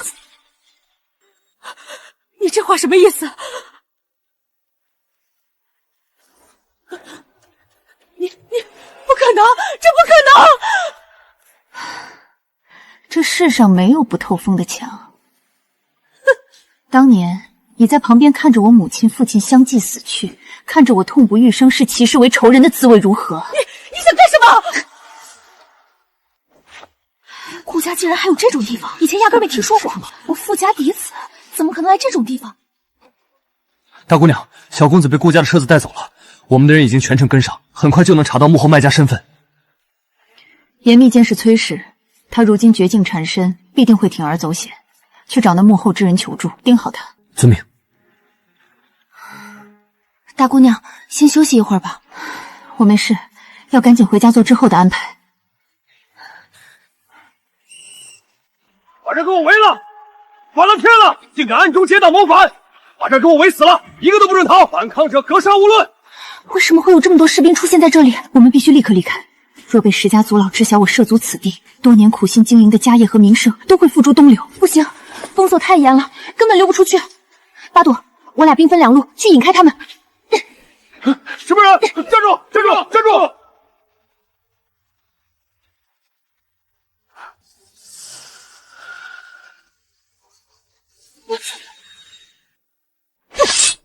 是我，石明成，你怎么会在这里？难道你也来这里找乐子？那你又为什么会在这里？我是有正经要事，而且这也与你无关。那我来找乐子，跟你又有什么关系？确实没什么关系。哎，我俩若是被官兵发现，石家就会声誉尽毁，家族生意、家业根基都会受损。我想你也不愿节外生枝吧？所以你得帮我平安出去。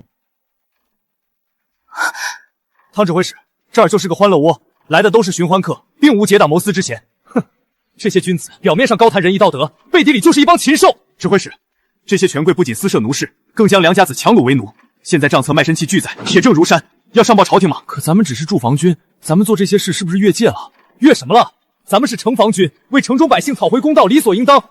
要是看着这些勾当，还要睁只眼闭只眼，对得起身上这身铠甲吗？说得好，传令，将这些践踏人伦纲府、罔顾王法天理的畜生统统拿下！老子要让他们知道什么叫王法如炉，天理昭昭。是。没想到这位汤指挥使竟然是个嫉恶如仇、刚直性子、性情中人啊！不过也太巧了，他竟然在这个时候来抓叛贼。是挺巧的。现在士兵都离开了，咱们是不是？对，咱们赶紧离开。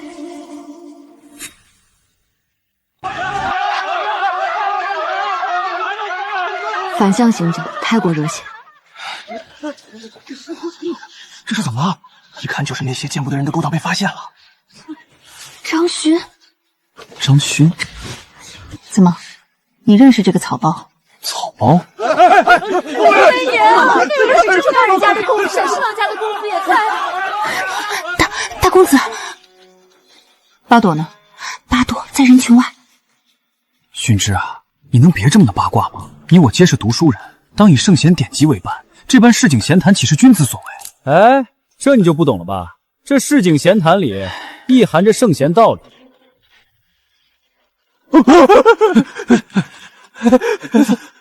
大公子，你也来看热闹啊？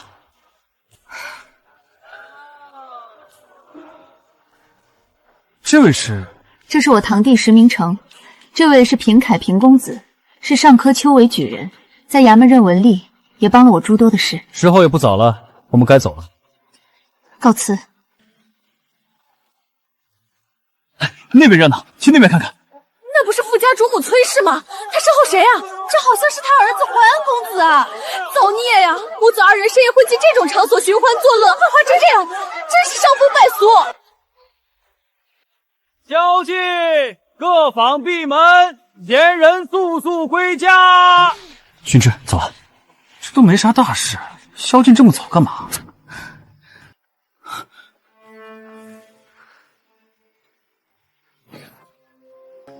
大姑娘，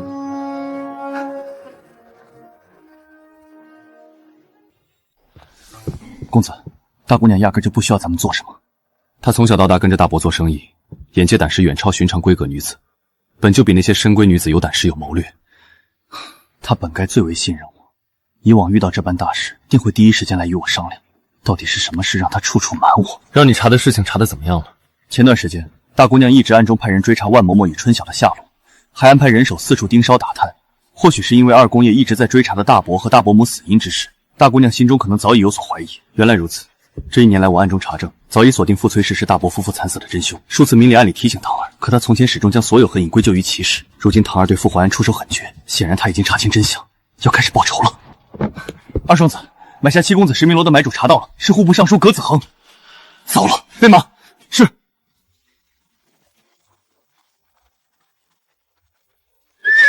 照先前的计划行事。是。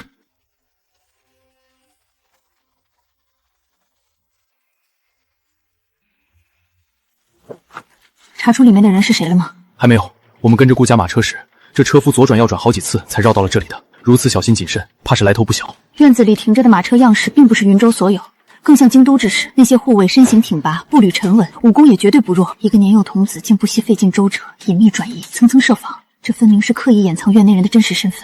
而且这个人来头绝对不小。告诉曹丽，迅速将明郎带出来，只救人不恋战。不将那恶人揪出来吗？若是京都来的人，在没弄清身份之前，绝对不能贸然动手。前世就是因鲁莽轻敌付出惨痛代价，如今好不容易培养起的这些心腹，绝不能因为我的疏忽折损于此。我已将镖局好手商铺精干伙计尽数调到此地，部下层层部署，这次绝对不会失手。今晚的情况不太对，先赶紧把明郎带出来。是。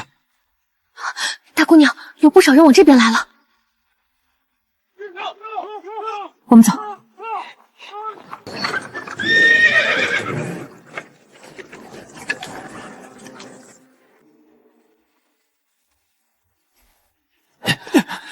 大姑娘，小公子被后面那辆马车带走了。他们定是收到顾家别庄被查封捣毁的消息，提前转移人手了。所有人听令，两路夹击，一旦救出明郎，立马全员撤退，绝不可恋战。遵命。你瞪我也没有用，又不是我要抓的你。我长姐定会来救我的。救你？都这么长时间了，要救早就救了。而且你知道点名要你的那位大人是多大的官吗？我相信长姐一定会来救我，绝对会。像你这样无依无靠的庶子，我见得多了，个个嘴硬，到最后全都老实了。我不是庶子，我是石家嫡子。有刺客，保护大人！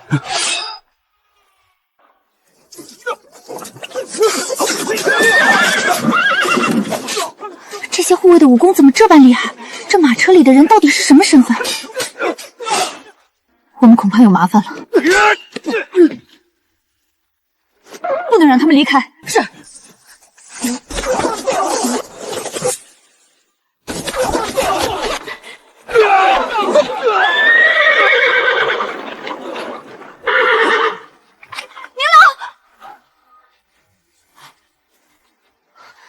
石明成，我去救明郎。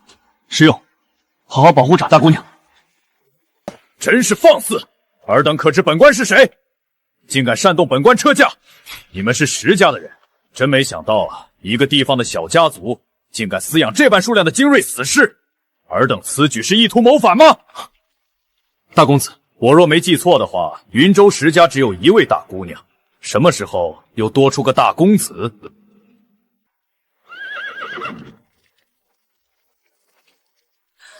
长姐，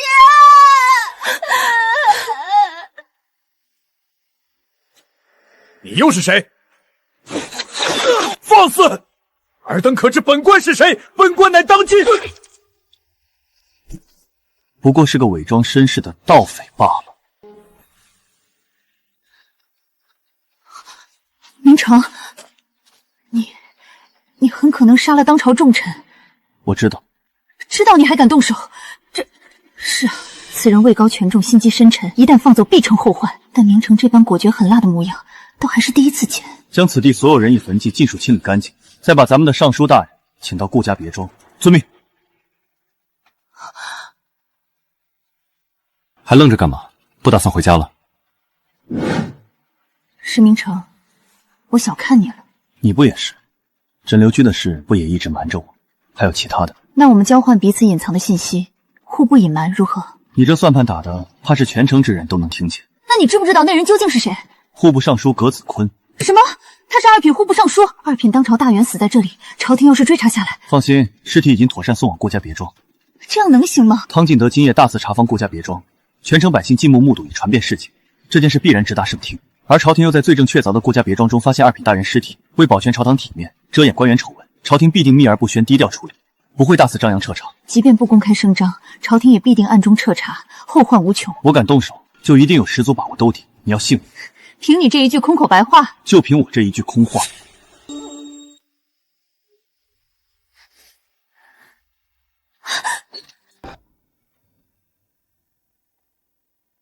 长姐，放心，明郎无事，只是受了些惊吓，睡一觉就好了。长姐，那你呢？此番凶险，可有受伤？无事，只是有些累了。你也早些歇息吧。君兰不打扰长姐休息，明日再来探望。多谢二堂兄出手相救。我很吓人吗？你也去休息吧。你今夜必定彻夜难眠。闹出这般惊天祸事，你觉得我能睡得着？我能。明日再见，告辞。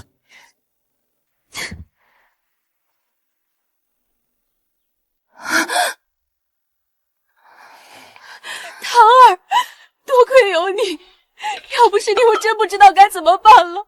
我的明郎到底是造了什么孽，竟造这样的无妄祸事？母亲，明郎没有造孽也没有错，他只是个无辜受害者。真正造孽作恶的是荒淫无道的顾家，是这些世人命如草芥、肆意妄为的权贵。唐儿叫我母亲了。君兰、明郎，你们要记住，世道不公，公道从必是等来的，是自己争来的。无论遭遇何种变故，都万万不可将他人的过错归咎自身，自我内耗。听清楚了吗？谨遵长姐教诲。唐儿，你终于肯叫我母亲了。母亲。大姑娘，外头彻底乱作一团了。城中各家世家老爷尽数赶往衙门聚众请愿，执意要求官府释放昨夜被关押的子弟权贵。可如今知州大人都入狱了，州牧避世不出，不肯出面主持大局，云州官场彻底瘫痪。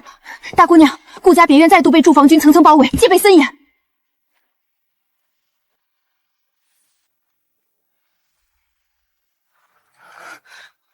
看来你昨夜确实没睡好。驻防军又把顾家别院给围了，现在云州局势越发紧张。我已知晓，这桌上皆是你平叔爱吃的食物，先坐下垫垫肚子。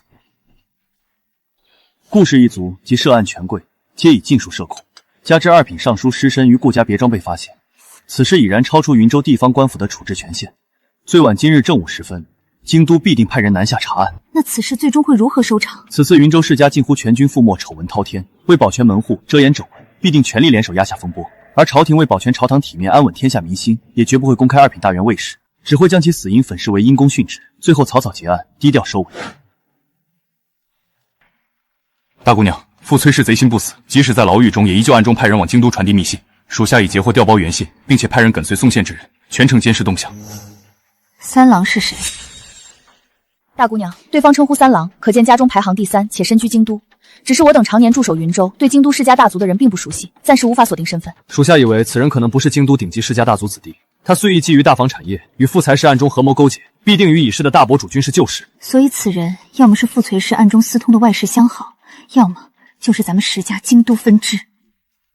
大姑娘，石家京都分支共有2人入朝为官，一位任职礼部员外郎，一位公穷工部，其中礼部员外郎一脉正是庶出之系，家中排行第3。好大的胆子！他们不过是太祖远支庶出旁脉，竟敢痴心妄想觊觎长房正统家业。我石家嫡系一脉近年人才凋零，后继乏人，既然无人撑起家族大梁，自然也就日渐衰败没落。这些旁支庶出子弟身居朝堂，手握官职，自然就想取而代之，抢占正统位置。可对方身居京都朝堂，手握权柄，根基稳固，想要动他们很难。现在先盯好他们，不要轻举妄动。等处理完手上的事，下一个就轮到他们。这就是御林军吗？这里坐的是京城哪位大人物啊？平日里看这些世家挺团结的，结果一出事就把所有罪责都扣到了顾家头上，把自己摘得干净净。那些大人物本就这样，有福必须同享，但如果有难，没趁机捅干头就已经算好的了。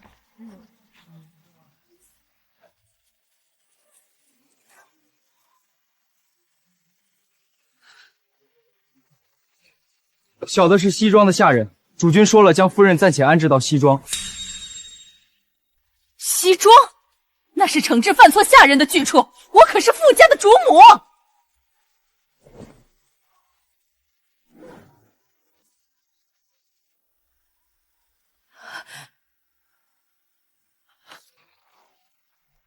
请吧。这不是西装，你们是谁？好大的胆子！我可是傅家的主母。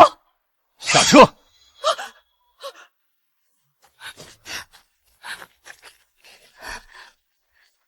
大姑娘，人带到了。石俊堂，你敢私侵我？他们不是你的身边人吗？傅夫人，我们都已经招了。招什么招？我们熟吗？那这个人你熟不熟？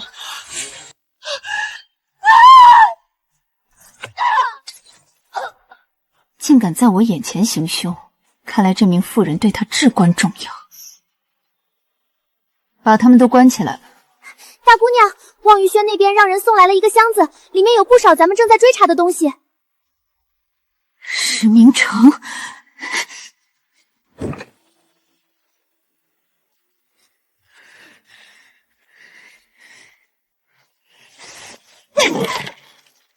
原来你一直知道我在查什么，这些全是你收集的崔氏害死我父母的铁证。既然你早有这些，为何一开始不拿出来？我早提醒过你，崔氏别有用心，可你的恨全在齐氏母子身上，你自己不上心，我替你上心了，你又不听，你想让我如何？我跟你说过，崔氏靠近别有用心，你却说别有用心的是我父母与三房的人。想到那时情景，甚至对我你都冷淡了几分，怎么都忘了？你可以直接将这些证据放到我眼前。那是有些证人还没有找着，若没有确凿证据放在你眼前，你会信吗？那崔氏不会反咬一口。如今崔氏已经被傅家抛弃，他贴身服侍的人见他大势已到，嘴也就容易撬开。我给你的那些，除了你所查到的，有他们的证词和画押。从这些证据也能看出，二房和三房并没有害过大伯父和大伯母。可他们巴不得我早些嫁人，好吞了我手中的家业，包括你石明成。你生什么气？我说错了吗？你们二房三房的人都眼巴巴盯着我长房的家业，巴不得我早点嫁人好霸占。是人就有贪念，你没有吗？这世上多数人的贪婪是越过了自己的本事的，就连普通百姓去庙里烧香拜佛，拜的都是自己的欲望，谁会去贪他自个本事内的东西啊？你找什么借口啊？石勇，传晚膳吧，饿了。是。我在跟你说话呢。今天小灶房做了火腿炖肘子，是用陈年花椒慢熬的，还有酸笋鸡汤、琥珀鸽蛋，留下用膳吗？怎么都是我爱吃的？谁稀罕你这些东西？我们从小一起长大，吵过很多次，但最终都会和好，也不会伤到彼此感情。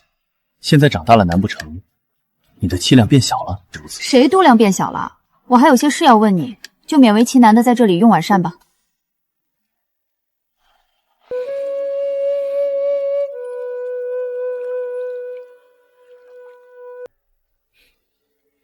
给。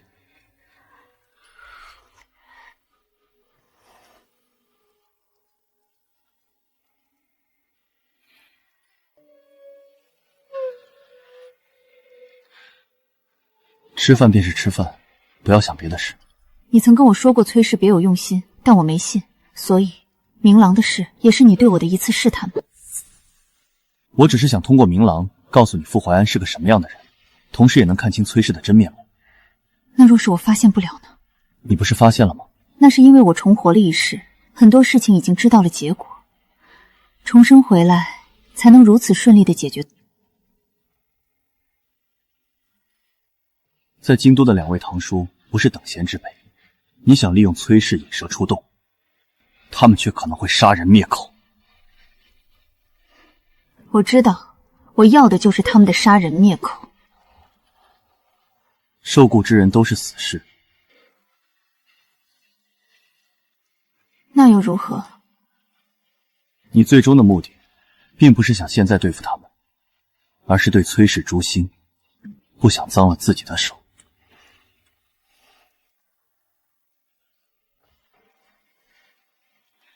大姑娘，傅家公子死了。傅家动作还是挺快的。我以为你会难过，一个无关痛痒的人而已。以前只要是他的邀请，你可都是屁颠屁颠的去了。我眼瞎，看来现在眼睛好了。时候不早，崔氏也该有所行动了。多谢款待，菜很合我的口味。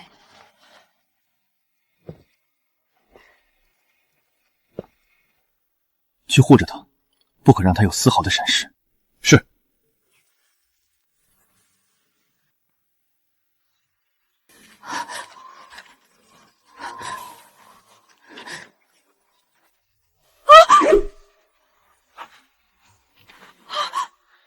夫人小心！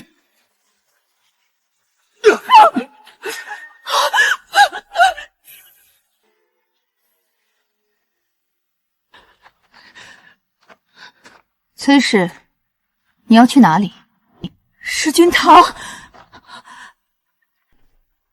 京城的那位大人给了你多少银子买崔氏的命？我出双倍的价格，如何？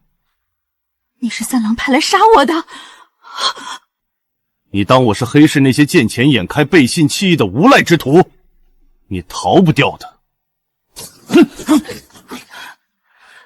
那便死。带回去。你是故意把我关在竹小居，就是为了让我逃跑。你到底想干什么？为什么不让那个人杀了我？你在谋划什么？我想看看你的三郎有多在意你。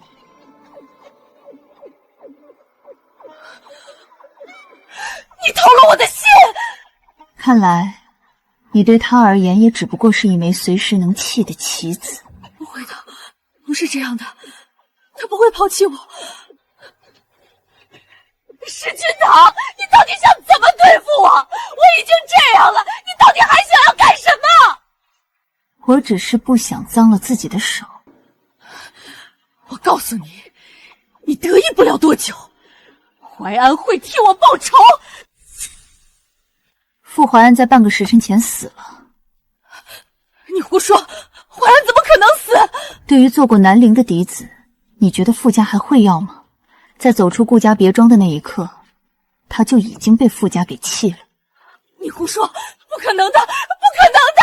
我要去傅家问个清楚。姑娘，崔氏一头撞死在了傅宅正门口。婢子将崔氏的死告诉了那妇人钟氏，她终于招了。她已死的丈夫是京都那位石大人的门生，所有的毒药都是那位石大人给的。他的儿子在京都读书，希望大姑娘能保他性命。只要他死，他的儿子自然不会有事。大姑娘的意思是，假死，留着他以后有用，就像沈家的那个女月。碧儿明白了。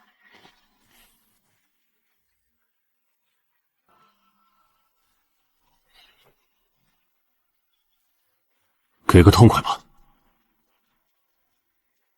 崔氏死了，你可以回去复命了。崔氏死了？什么意思？你要放了我？八君堂，崔氏撞死在了夫家门前，那位钟氏也被崔氏杀了。你可以交差了，而你没有见过石家任何人。你要收买我？那个人的目的，只要崔氏和钟氏夫人死，是不是你杀的并不重要。可我并没有亲眼看见钟氏被杀。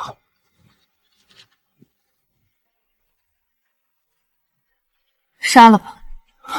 等下！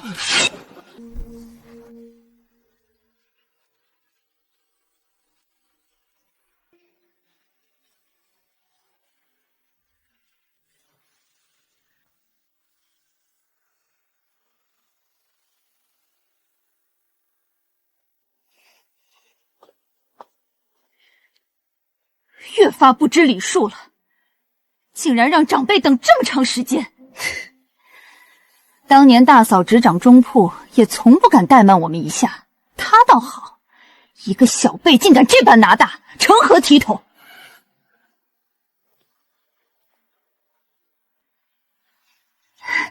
堂儿啊，可来了！我跟你说，咱们和那崔氏可没什么关系，对大哥大嫂向来是敬重有加，绝对不可能加害他们。是啊，堂儿，你可要擦亮眼睛，莫叫外人骗了去。那崔氏简直恶毒。堂儿，你二婶三婶可从来没有主动跟他往来，全是他贴上来的。我们也要给傅家一点面子，是不是？真没想到他竟然包藏祸心，早知道我定会为大哥大嫂报仇。二叔、二婶、三叔、三婶，你们先息怒。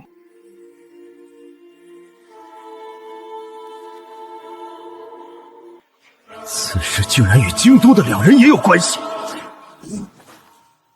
好一个石油谦啊！竟然是他指使的崔氏，他们庶出一脉，竟然妄想对我们取而代之！我要找他们算账去！竟然觊觎我们嫡出一脉的家产！唐儿啊，这事儿你打算怎么处理呢？自然是将政务都呈报大理寺，请大理寺为我父母主持公道。不可！二叔和三叔还有更好的办法为我父母伸冤不成？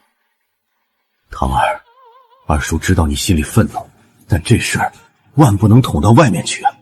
若是让朝廷知道了，咱们石家的子弟还怎么在官场立足啊？所以，二叔、三叔的意思是说，我父母的仇就这么算了？明知道仇人是谁，还要为了石家着想，让仇人逍遥法外？让我为石家着想，那谁为我父母着想？唐儿，咱们石家还有不少人在朝中当官，虽然都些是芝麻小官，但这官运有一天会来。你是石家长女，这对你也是有好处的啊！你要为活着的人着想。二叔，你以前可不是这么说的。你说我只是个小女子，嫁了人就不是石家人了，石家的事不用我多管。那都是二叔一时气话罢了。凡我石氏子弟，无论男女，血脉相连，荣辱与共。自我父亲死后，族长之位也空了很多年，各位长辈也这么觉得二叔的话有理，那侄女就要争一争这族长之位吧。二叔三叔没有听错，更确切的说，我不是争，而是这族长之位必须是我的。胡闹！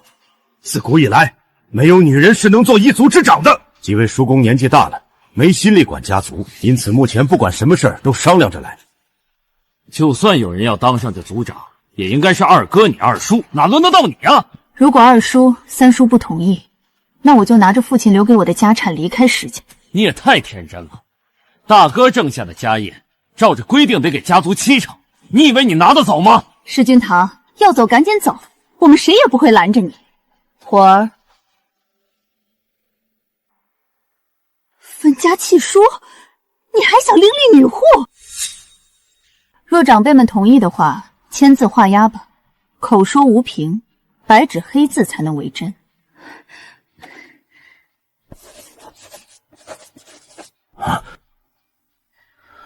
二哥，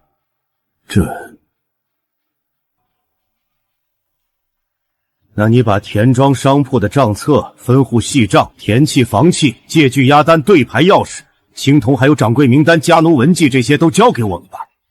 拿进来吧。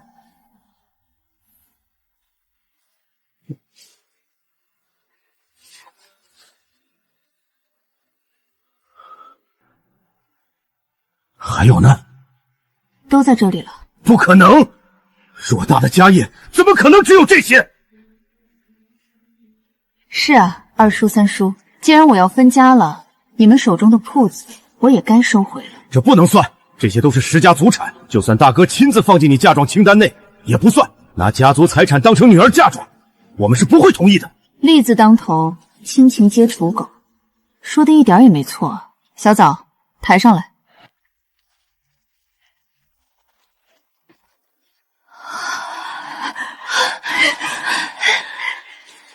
石君堂，怎么可能？这怎么可能？原来从一开始我们就没有胜算。你们所看到的产业，都是我母亲的嫁妆创立再生，亦是母亲送予我的嫁妆。但作为石家媳妇，母亲每年都会交一笔钱给族中私出，视为孝敬。为何不早说？本就是我的东西，我为何要说？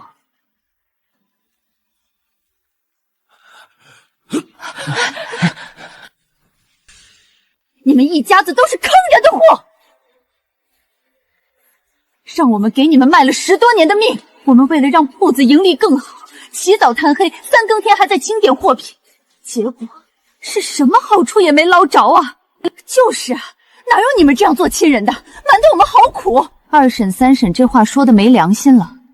那10几家铺子确实是我的嫁妆，可这些年的盈利，好些都进了你们的口袋，我何时在意过？我争这个族长之位，确实是为了护下爹娘的产业，可不也是护着你们的产业吗？这些年我们是一条心的，二叔三叔不管花多少银子，我有问过半句吗？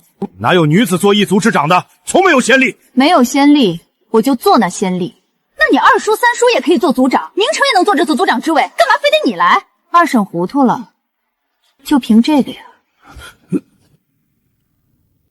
二公子，您不想做这族长之位吗？不想。二爷，三爷会同意大姑娘当族长吗？他的算盘向来拨得好，拨得动栗子，自然拨得动人心。去，把大少爷叫来。一个女子不知道安分守身也就罢了，竟敢觊觎族长之位，简直可笑！儿呀，他要是当得，你更当得。你爹和你三叔都没什么想法，你一定有想法的，是不是？没想。你想都不想一下吗？这些东西本就不属于我们二房，可只要父亲母亲能守住，一样是你们的。石君堂不会在意这点小利。你个不孝子！儿子还有事，先告辞了。这人越大越不像话了，有他这么跟父母说话的吗？我跟你说，你本就是个老三，那族长之位怎么轮也挨不到你。石君堂愿意分庄子给咱们打理，何不拿点现成的银子更实在？你别给我瞎添乱！我就是气不过，大哥大嫂防咱们跟防贼似的，一点口风都不漏。三爷，大姑娘派人送来的，说是京都1年的花销账目，请您过目。什么？这么多银子？这1年的花销抵得过咱们三房3年的进项，这烂摊子谁爱接谁接，我可不干！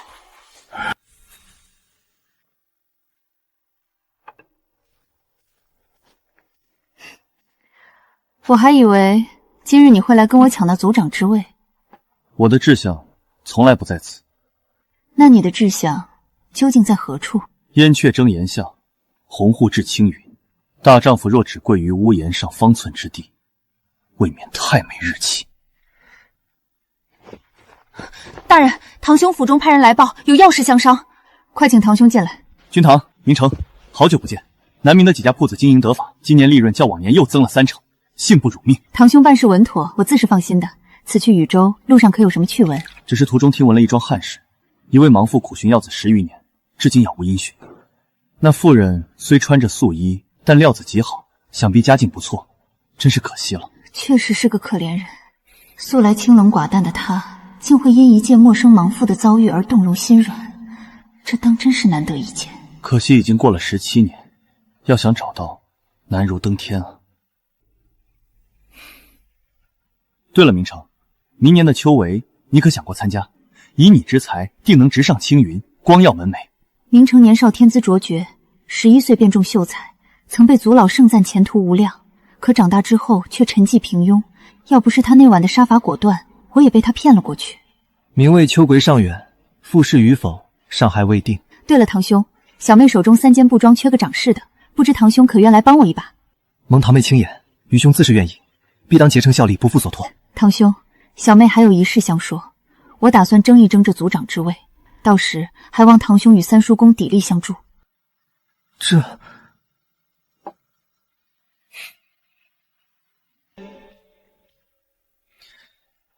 我们2房3房自是鼎力护主，想来这种事，明辉堂兄也不会拒绝。这事我还得回去与父亲商量。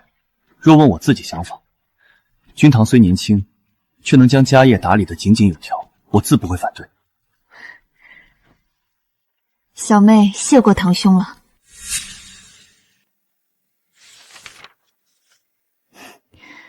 石辉堂兄还是有些本事的。大姑娘，咱们把那几个庄子交给了明辉公子打理合适吗？都说亲不共财，共财断往来。贪心这种事可不分亲疏，就算没有堂兄，也会有旁人。银钱过处，百鬼随行。我既要守住父母的家业，并且做大做强，又要执掌族中权柄，当上族长。既要又要的人，是不会怕这些麻烦的。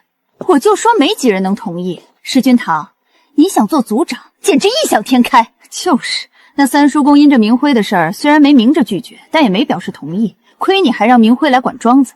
我告诉你，他们是绝不会让一个女人来当族长的。二叔、三叔，这几天下来，你们当真觉得族人不同意我当这个族长，是因为我是个女子吗？我们这几年大意了，这些人早就被京都的人收买。什么意思？二嫂，你没发现吗？咱们去时，除了三叔公一家，那几位族亲的孙子都不在云州，而是去了京都。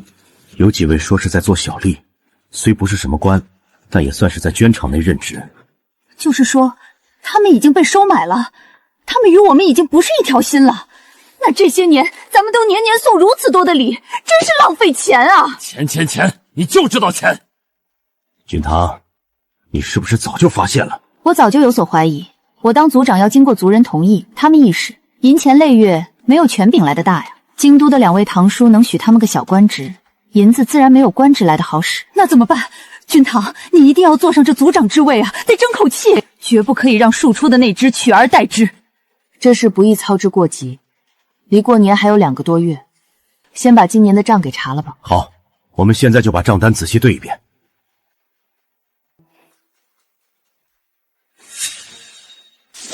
大姑娘，那人好像是驻防兵的都指挥使汤大人。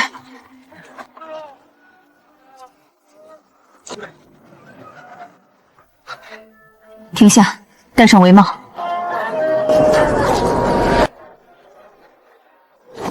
顾家别庄那晚，汤敬德突然带兵出现，时机太巧。如今2人又在一起，绝非偶然。大姑娘，公子请大姑娘里面坐，外面冷。好巧，我是看你进来，跟着进来的。我知道，既然来了，尝尝这的神仙炖鹅。神仙炖鹅要吃，事儿也要问清楚。那天汤指挥带兵围剿顾家别庄，是你安排的？不错。驻防兵不与外人结交，你们怎么认识的？1年前商队被打劫，他正好路过蒋匪，救了我一命。那强盗骚扰商队，公子本想清了山头，碰巧遇上汤大人。那你捅破顾家别庄，是一开始的打算，还是知道了我算计崔氏而布的局？自你对大伯母君兰、明郎的态度改变之后，我就知道迟早有这么一日。客官，您的神仙炖鹅。那天晚上在顾家别院门口见到的张勋，你对他有印象吗？不是特别有印象。他惹你了？没，只觉得他挺特别。花儿打包1份送回府，多谢款待，告辞。公子，总觉得大姑娘对咱们不像以前那般亲近了。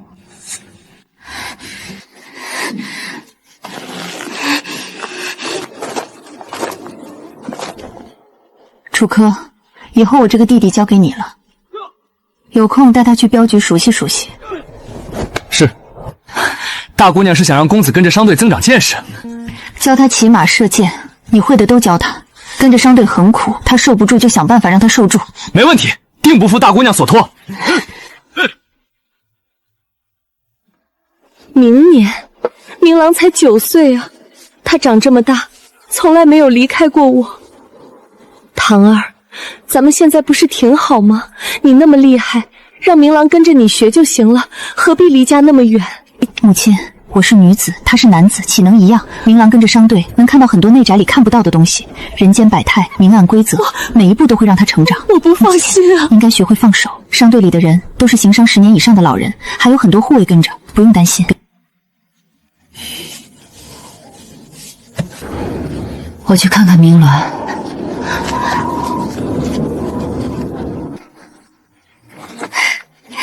总是看我做什么？大姐，在沈家发生的事儿，你不说我点什么呀？你自己上心就行。不过我确实有件事要告诉你，今天沈琼华害我从秋千上跌下来，绝非意外，而是蓄意算计。我还以为沈老夫人待长姐那般好，沈大姑娘定能与长姐成为朋友，没想到竟然在背后算计。还有那崔氏的事儿，这几件事你都要记在心里。记住这些事儿带给你的伤害，以后绝不可再犯同样的蠢。简直不要脸！需要他们时装聋作哑，要钱时比谁都奇快，这脸厚的跟城墙似的。二婶，怎么了？族老们差人来问，什么时候分钱进族中司库？要我说，你就该告诉他们，这些铺子田产都是你的嫁妆，跟他们没关系，省得他们天天惦记。二婶，你忘了，我还要做石家的族长呢。他们不会同同意的。他们不同意，咱们就不给银子。这银子得给，不给那麻烦太大。至于给多少，咱们说了算。君堂，你怎么一点也不生气啊？那崔氏的事儿也没见你发大火，他可是你的仇人啊！那么多需要解决的事，要是一件件都生气起来，那我几乎没有休息的时候啊！喜怒过于形外，亦令人窥见深浅。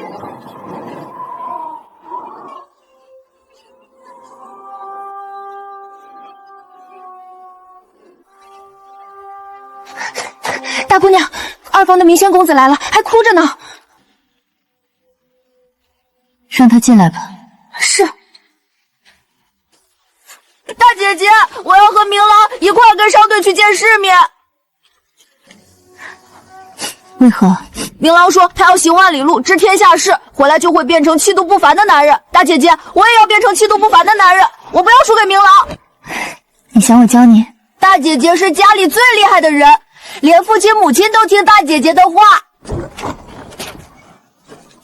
石明轩，你个兔崽子，给我站住！哎呦，我的小祖宗，你可别胡闹了！你知不知道跟着商队有多危险？连土匪也能遇到。我不怕，明郎去的，我也去的，我不要被他比下去。你这兔崽子，到底听不听话？大姐姐救我！你能像那天一样震慑住我父亲母亲吗？二叔、二婶、宣弟，慢走不送了。打扰了，打扰了。大姐姐不亲我！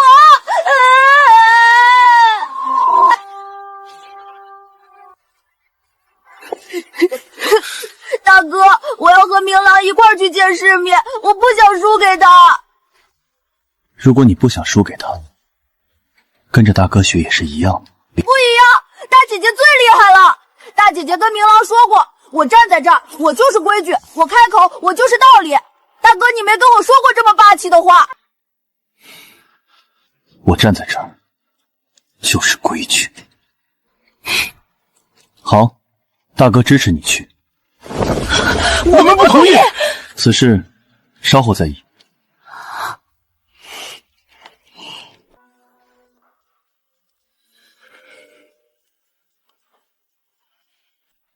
只给了区区2万两银子，你像话吗？今年少说也该分予50万两。这座是想毁了一族吗？你要是管不好产业，就别占着坑。三叔公，你说呢？君堂行事自有其道理，河族上下还真没人比得过他的经营之道。老滑头！诸位长辈，咱们打开天窗说亮话。君堂想要的，你们心里清楚。我要的是这族长之位。荒唐！自古岂有女子长族之礼？简直不知轻重，徒惹人笑话。赶紧把剩下的48万两银子补上。违背理智！我抛头露面寻铺子与商帮周旋博弈时，怎么不见你们说违背理智？再想用我赚的钱时来指责我，到底是谁在养着整个石氏一族？诸位长辈侍卫奴才坐享其成这么多年，都不脸红吗？石君堂，你大胆！这族长之位我要定了，要么让我名正言顺执掌宗族，要么我带着所有的家产离开石家。你竟如此狂妄，真当是无人了吗？产业都在我父母和我名下，你们觉得我拿不拿得走？哎呀，君堂啊，不过这族长之位确实需要有能力者居之啊。好一个狂妄的丫头！右抽和右川马上就要回云州过年了。我们管教不了你，他们在京中做官，见多识广，等他们回来，看你怎么收场。君堂啊，你自个儿小心点吧。那2人居心叵测，这群族老是在等看戏呢，老狡猾了。三叔公才是我嫡亲的长辈，有三叔公的支持就够了，会更加敬重您这一脉。我自是站在你这边的，有风吹草动，我定会告诉你。君堂，接下来有场硬仗要打呀，你可有对策了？二叔、三叔，他们自诩朝堂显贵，可脚下的青云路都是我长房真金白银铺就的。他们若不把我们当亲人，便当个门生吧。去留取舍，当由执掌前2者定夺。是啊，我是崔氏乳母，他却害死我父母，族老们用我的血汗钱，却不把我当回事。二叔、三叔，你们说我还敢将亲情放在第一位吗？我想明白了。既然防不胜防，那就冲锋陷阵，提剑破局，谁敢挡路我就砍谁。咱们是一体的，不管你想做什么，咱们都帮你，绝不拖后腿。多谢2位叔叔了。大姑娘，沈家的那位动手了。是时候我们出场了。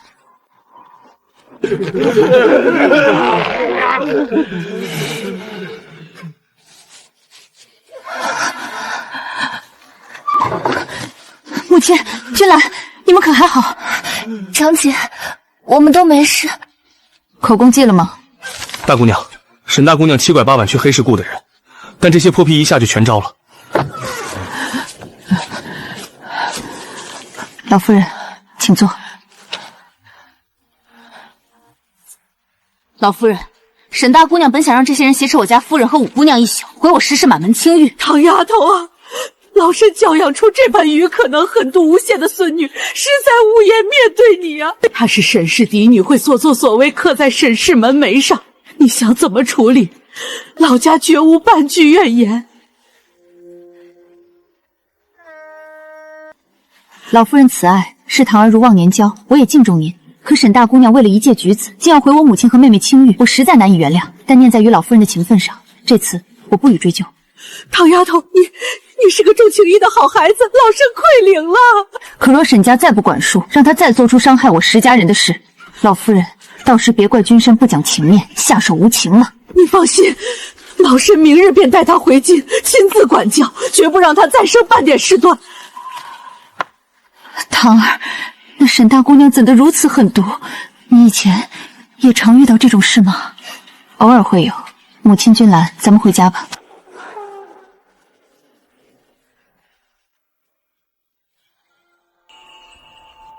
公子，陛下打听清楚了，那石公子尚未定亲，云州人都赞他风姿卓然，清贵儒雅，且石家门风严谨，绝不染浮华。再叫错身份，我就赶你回去。公子，婢子知道错了，等到了舅老爷家，再请舅老爷去探探石家的口风。听口音是京都来的，能被赞清贵儒雅的，怕只有石明城了。看来咱们二房很快要有喜事了。小生平归，拜见大姑娘。平公子今日也来逛庙会？小生本想登门拜访，今日有幸得见，小生欲拜在二公子石明城门下，恳请大姑娘代为引荐。何人门下？二公子石明城。为何不投我长房门下？听说长房公子才9岁。长房门下还有我平凯，我当初让你进铺子做事，便是要收做我石君堂的门客。可大姑娘终究是女儿身，总归是要嫁人的。小生所慕是石家百年清誉，二公子持身端方。女子如何？嫁人又如何？天地分阴阳，年纪实在太小了，人亦分男女。你以为本姑娘嫁了人就不能做自己想做的事了？平公子，我石君堂有实力为门客提供读书资粮，举荐出世。我所求的是你们有朝一日能上称庙堂琼宇，下阴蔽黎民苍生。这石大姑娘野心不小啊，这番话倒是说得漂亮。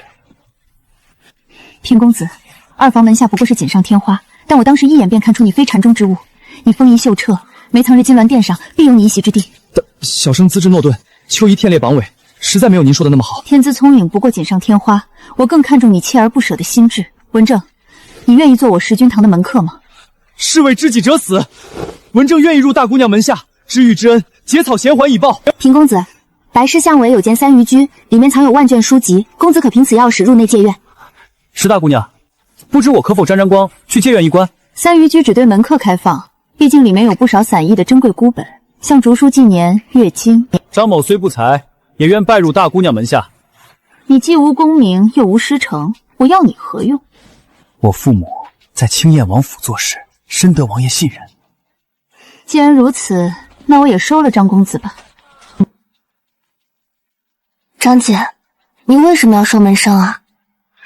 我们现在能让宗族忌惮，全靠手中的产业，但这还不够。他们没有的我们要有，他们有的我们更要有。我要建立属于我们自己的势力，而且要比他们更庞大、更锋利。只有这样，才能真正掌控自己的命运。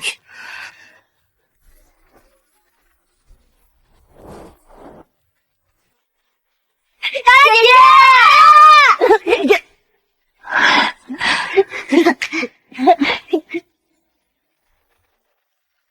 大姑娘，京都卓大掌柜的信里怎么说？那张巡底谢可查清了？卓掌柜说，在青燕王府做事的张家人，儿子叫张阿峰。可是这画像上的人才是真张阿峰。这长相和咱们见过的那个张巡公子差得也太远了吧？那个张巡公子清瘦俊朗，一身贵气，这画像上的人就是个粗使汉子啊！难怪那天平凯公子说从小一块长大，10几年了都没发现换了个人。那个真张阿峰去了京都后就没回来过，平凯见到的一直是个假冒的，连卓大掌柜都查不到他真实的身份。能在青燕王府挂名，又让人查不出底细，还偏偏透着一股子软骨头似的贵气，这身份，大姑娘的意思是，他是皇家的人？很有可能是个不常露面的皇家贵贮，难怪那一身气度不同寻常。大姑娘还说他是装的呢，看走眼了。大姑娘，那接下来咱们怎么办？让他从王府着手查，再把画像拿给朝中我们的人留意。还有另一件事，沈大姑娘今日被罚跪祠堂，还打了20大板。她3番5次算计我得弄清楚她到底为何这般仇视赵胜，又为何非要拉拢那个假张巡。大姑娘想怎么做？石康的沈家祠堂没有什么守卫，咱们去给他添点料，让他自己把秘密吐出。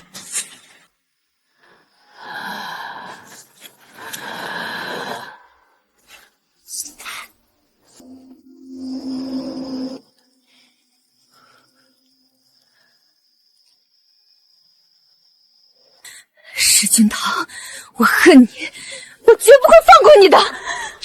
如果不是他，我早就让赵胜身败名裂，张巡就会是我的人。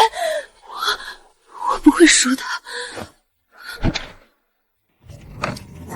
大姑娘，这是能让人感知不到疼痛的药粉，迷香加上这药，她接下来的梦会无比真实。那就让她在梦里把心底最深的怨恨和秘密全都喊出来吧。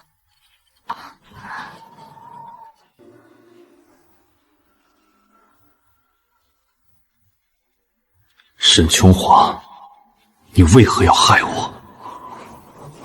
为何？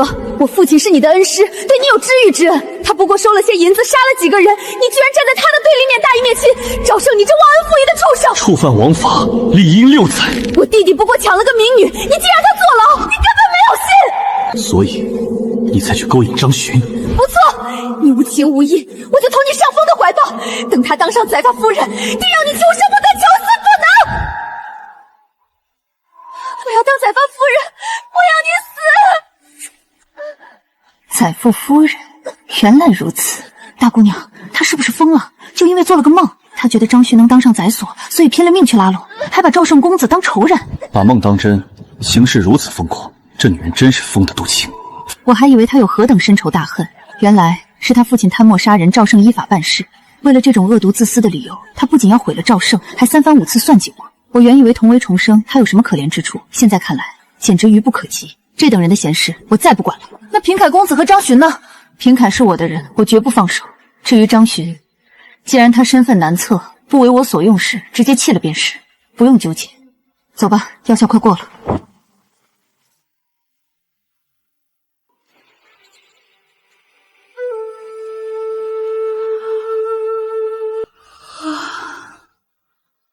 行了，还没用早膳吧？你等了我1个时辰，怎么不让人叫我？我又没说让你等，我让琼楼的庖厨做了你最爱吃的地黄粥和蟹黄包子，尝尝。我今天不想吃这些，我想吃枣糕。你怎么知道？我也让庖厨给你做了枣糕。你倒是摸得准。吃完，随我去春明大街对账。快过年了，也该结亲了。二公子，有位自称京都费家二公子的来找你。明成兄，京都一别，别来无恙啊。不知这位是？我是石家大姑娘石君堂，她的堂姐。见过大姑娘，抱歉，我是来云州舅父客家过年的，特来拜访明成兄。你们这是要出去？易安兄来的不巧，我和堂弟正要去琼楼吃早膳呢。是吗？我也未曾用膳，不知能否一同前往？有女便，不方便。石勇，你陪易安兄在外面随便吃点。走吧。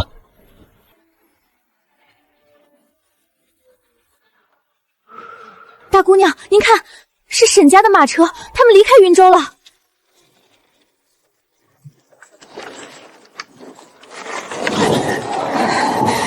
石君堂，这个人好眼熟，江氏似乎极为敬重他，却怎么也不肯透露他的身份。大姑娘，那是石家二房的公子石明成，老夫人吩咐了，让你放下旧冤，主动攀交示好，别再与石大姑娘作对。放下，做梦！